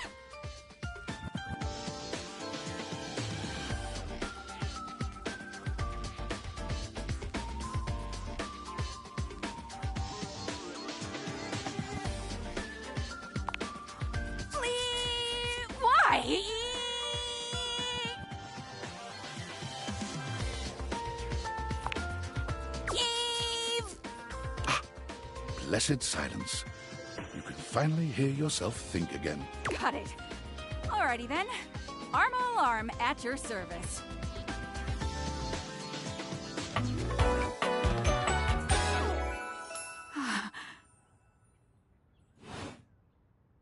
What's that?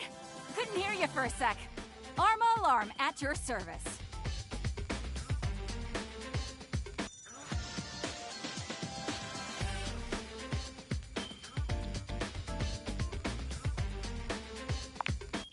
I didn't hurt your ears, did I?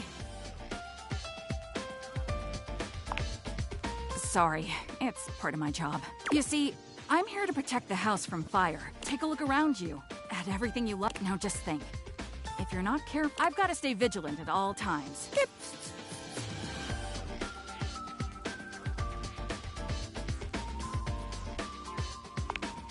Comes with the territory. I can't waste time on my appearance or worry about getting enough rest like some folks. My job is too important for that kind of thing.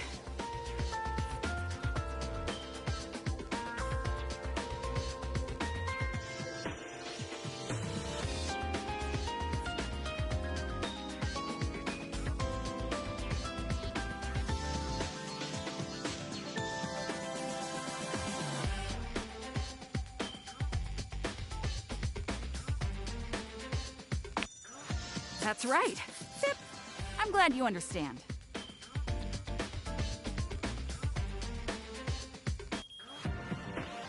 Some people don't get how hard you have to be constantly on the lookout for the... If I let my guard down, even for a second, this whole place could be turned to ash. I've seen it happen.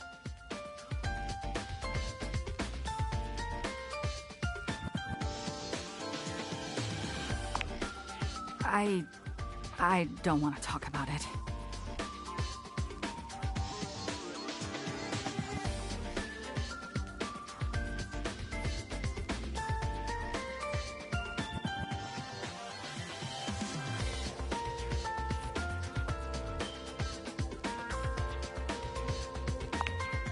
That means a lot to me.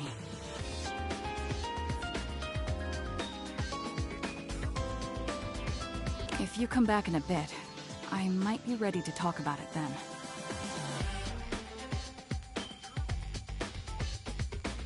You take your leave.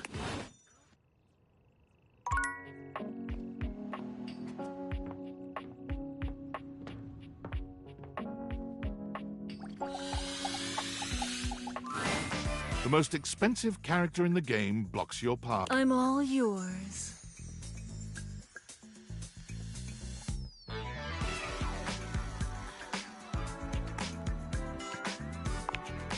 Smut you shall receive. For today, I am Lucinda Lurid, purveyor of fantasies.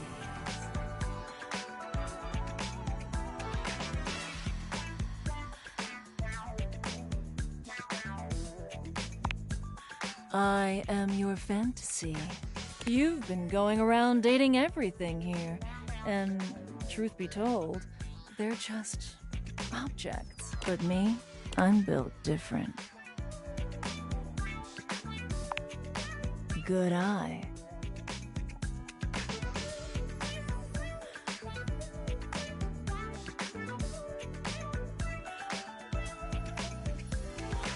You can actually have me. Right now. In reality. Come with me to my fantasy chamber. Away from prying eyes. This time, as you are magically whisked away, the fantasy chamber appears different, done up precisely to your particular tastes. There are all manner of sexual props for every kind of position you can imagine, and much, much lubrication. Do me.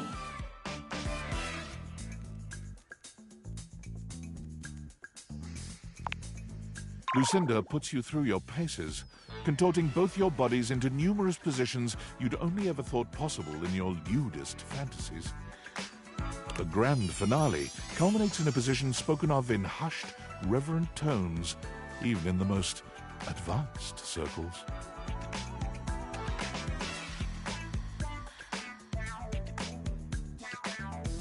That was incredible.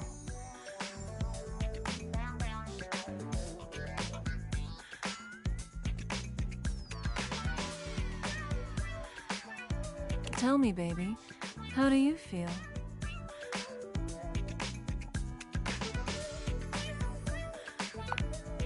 I'm so glad. So achingly glad to hear that. That's okay if you're not ready. Now that you've unlocked the secret version of me, I will always be available to you if you choose to see me again. I hope you do.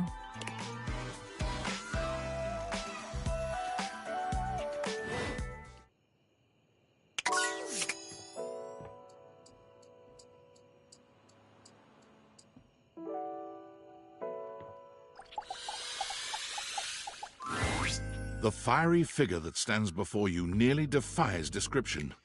He's fire given form, but despite the hot air that radiates from him, there's something decidedly chill about his entire being. Hey, what up, hot stuff? It's about time we sparked up a conversation. I'm Dante, the fireplace.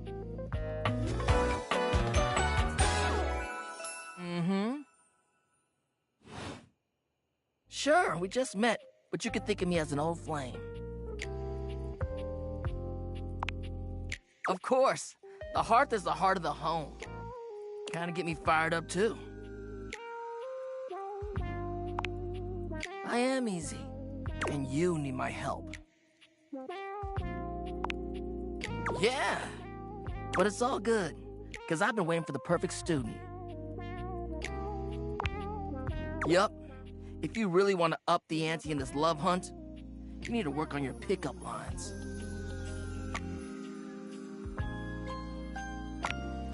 Yup. It's not always gonna be so easy as firing up those specs and talking someone's ear off, be it love, friendship, or hatred. The sizzling art of the pickup is all you need. I'm the master, and you're the perfect human to pass the torch to. Hell yeah, just look at you. You're the exact right amount of smooth and rough around the edges, like a piece of firewood, full of potential. But right now, you're also kind of a soggy stump. I can make you crispy, baby. My point is that with my help, you got a chance to burn bright.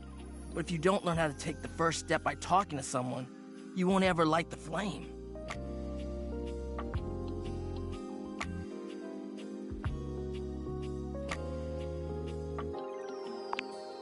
No sweat, hot stuff.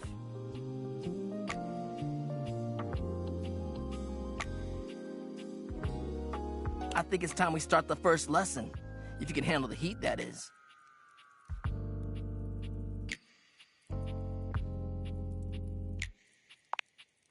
Haha, hell yeah!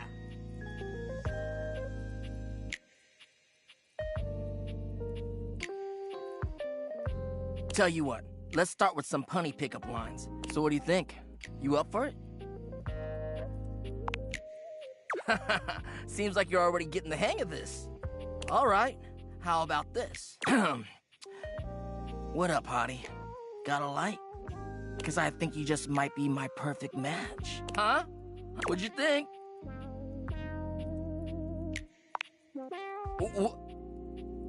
Damn! I've been working on that one for ages. I guess it could always be better, huh? You know what? This could be good for both of us. We could workshop it a bit and get to know each other. What would you say to make this line better? Okay, so what would you change it to?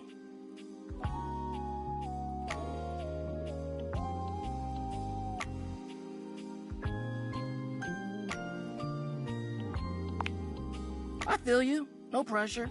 And I totally get where you're coming from. You see, that was all a trick question. Or a lesson, I guess. I was just trying to show you that pickup lines can be corny and fun, but not always the perfect opener.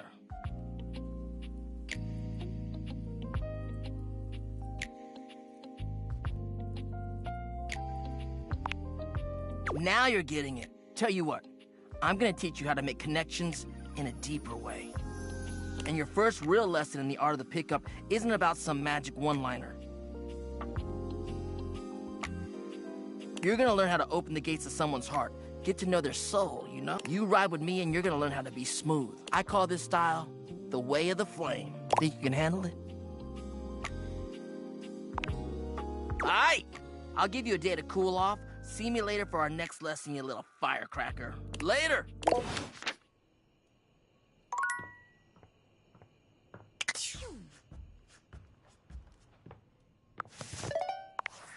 David is obviously becoming desperate, and he doesn't do well under pressure. I'm worried his behavior will gradually become increasingly erratic until he crosses a line he can't come back from.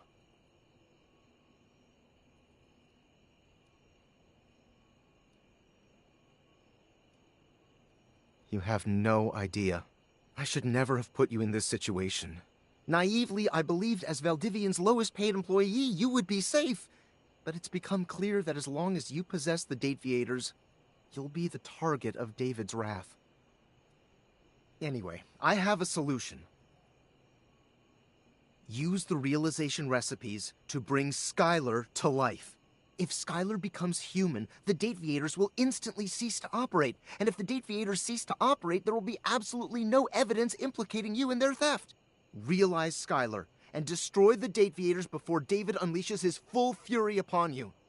He has access to resources you'd never believe. I'm afraid there's just no time to explain. You see, I forgot to charge my phone's battery last night, and now I'm at 2%. And I can't charge it because I also forgot my charging cable. Can you believe that? Ugh. But remember, realize Skylar ASAP.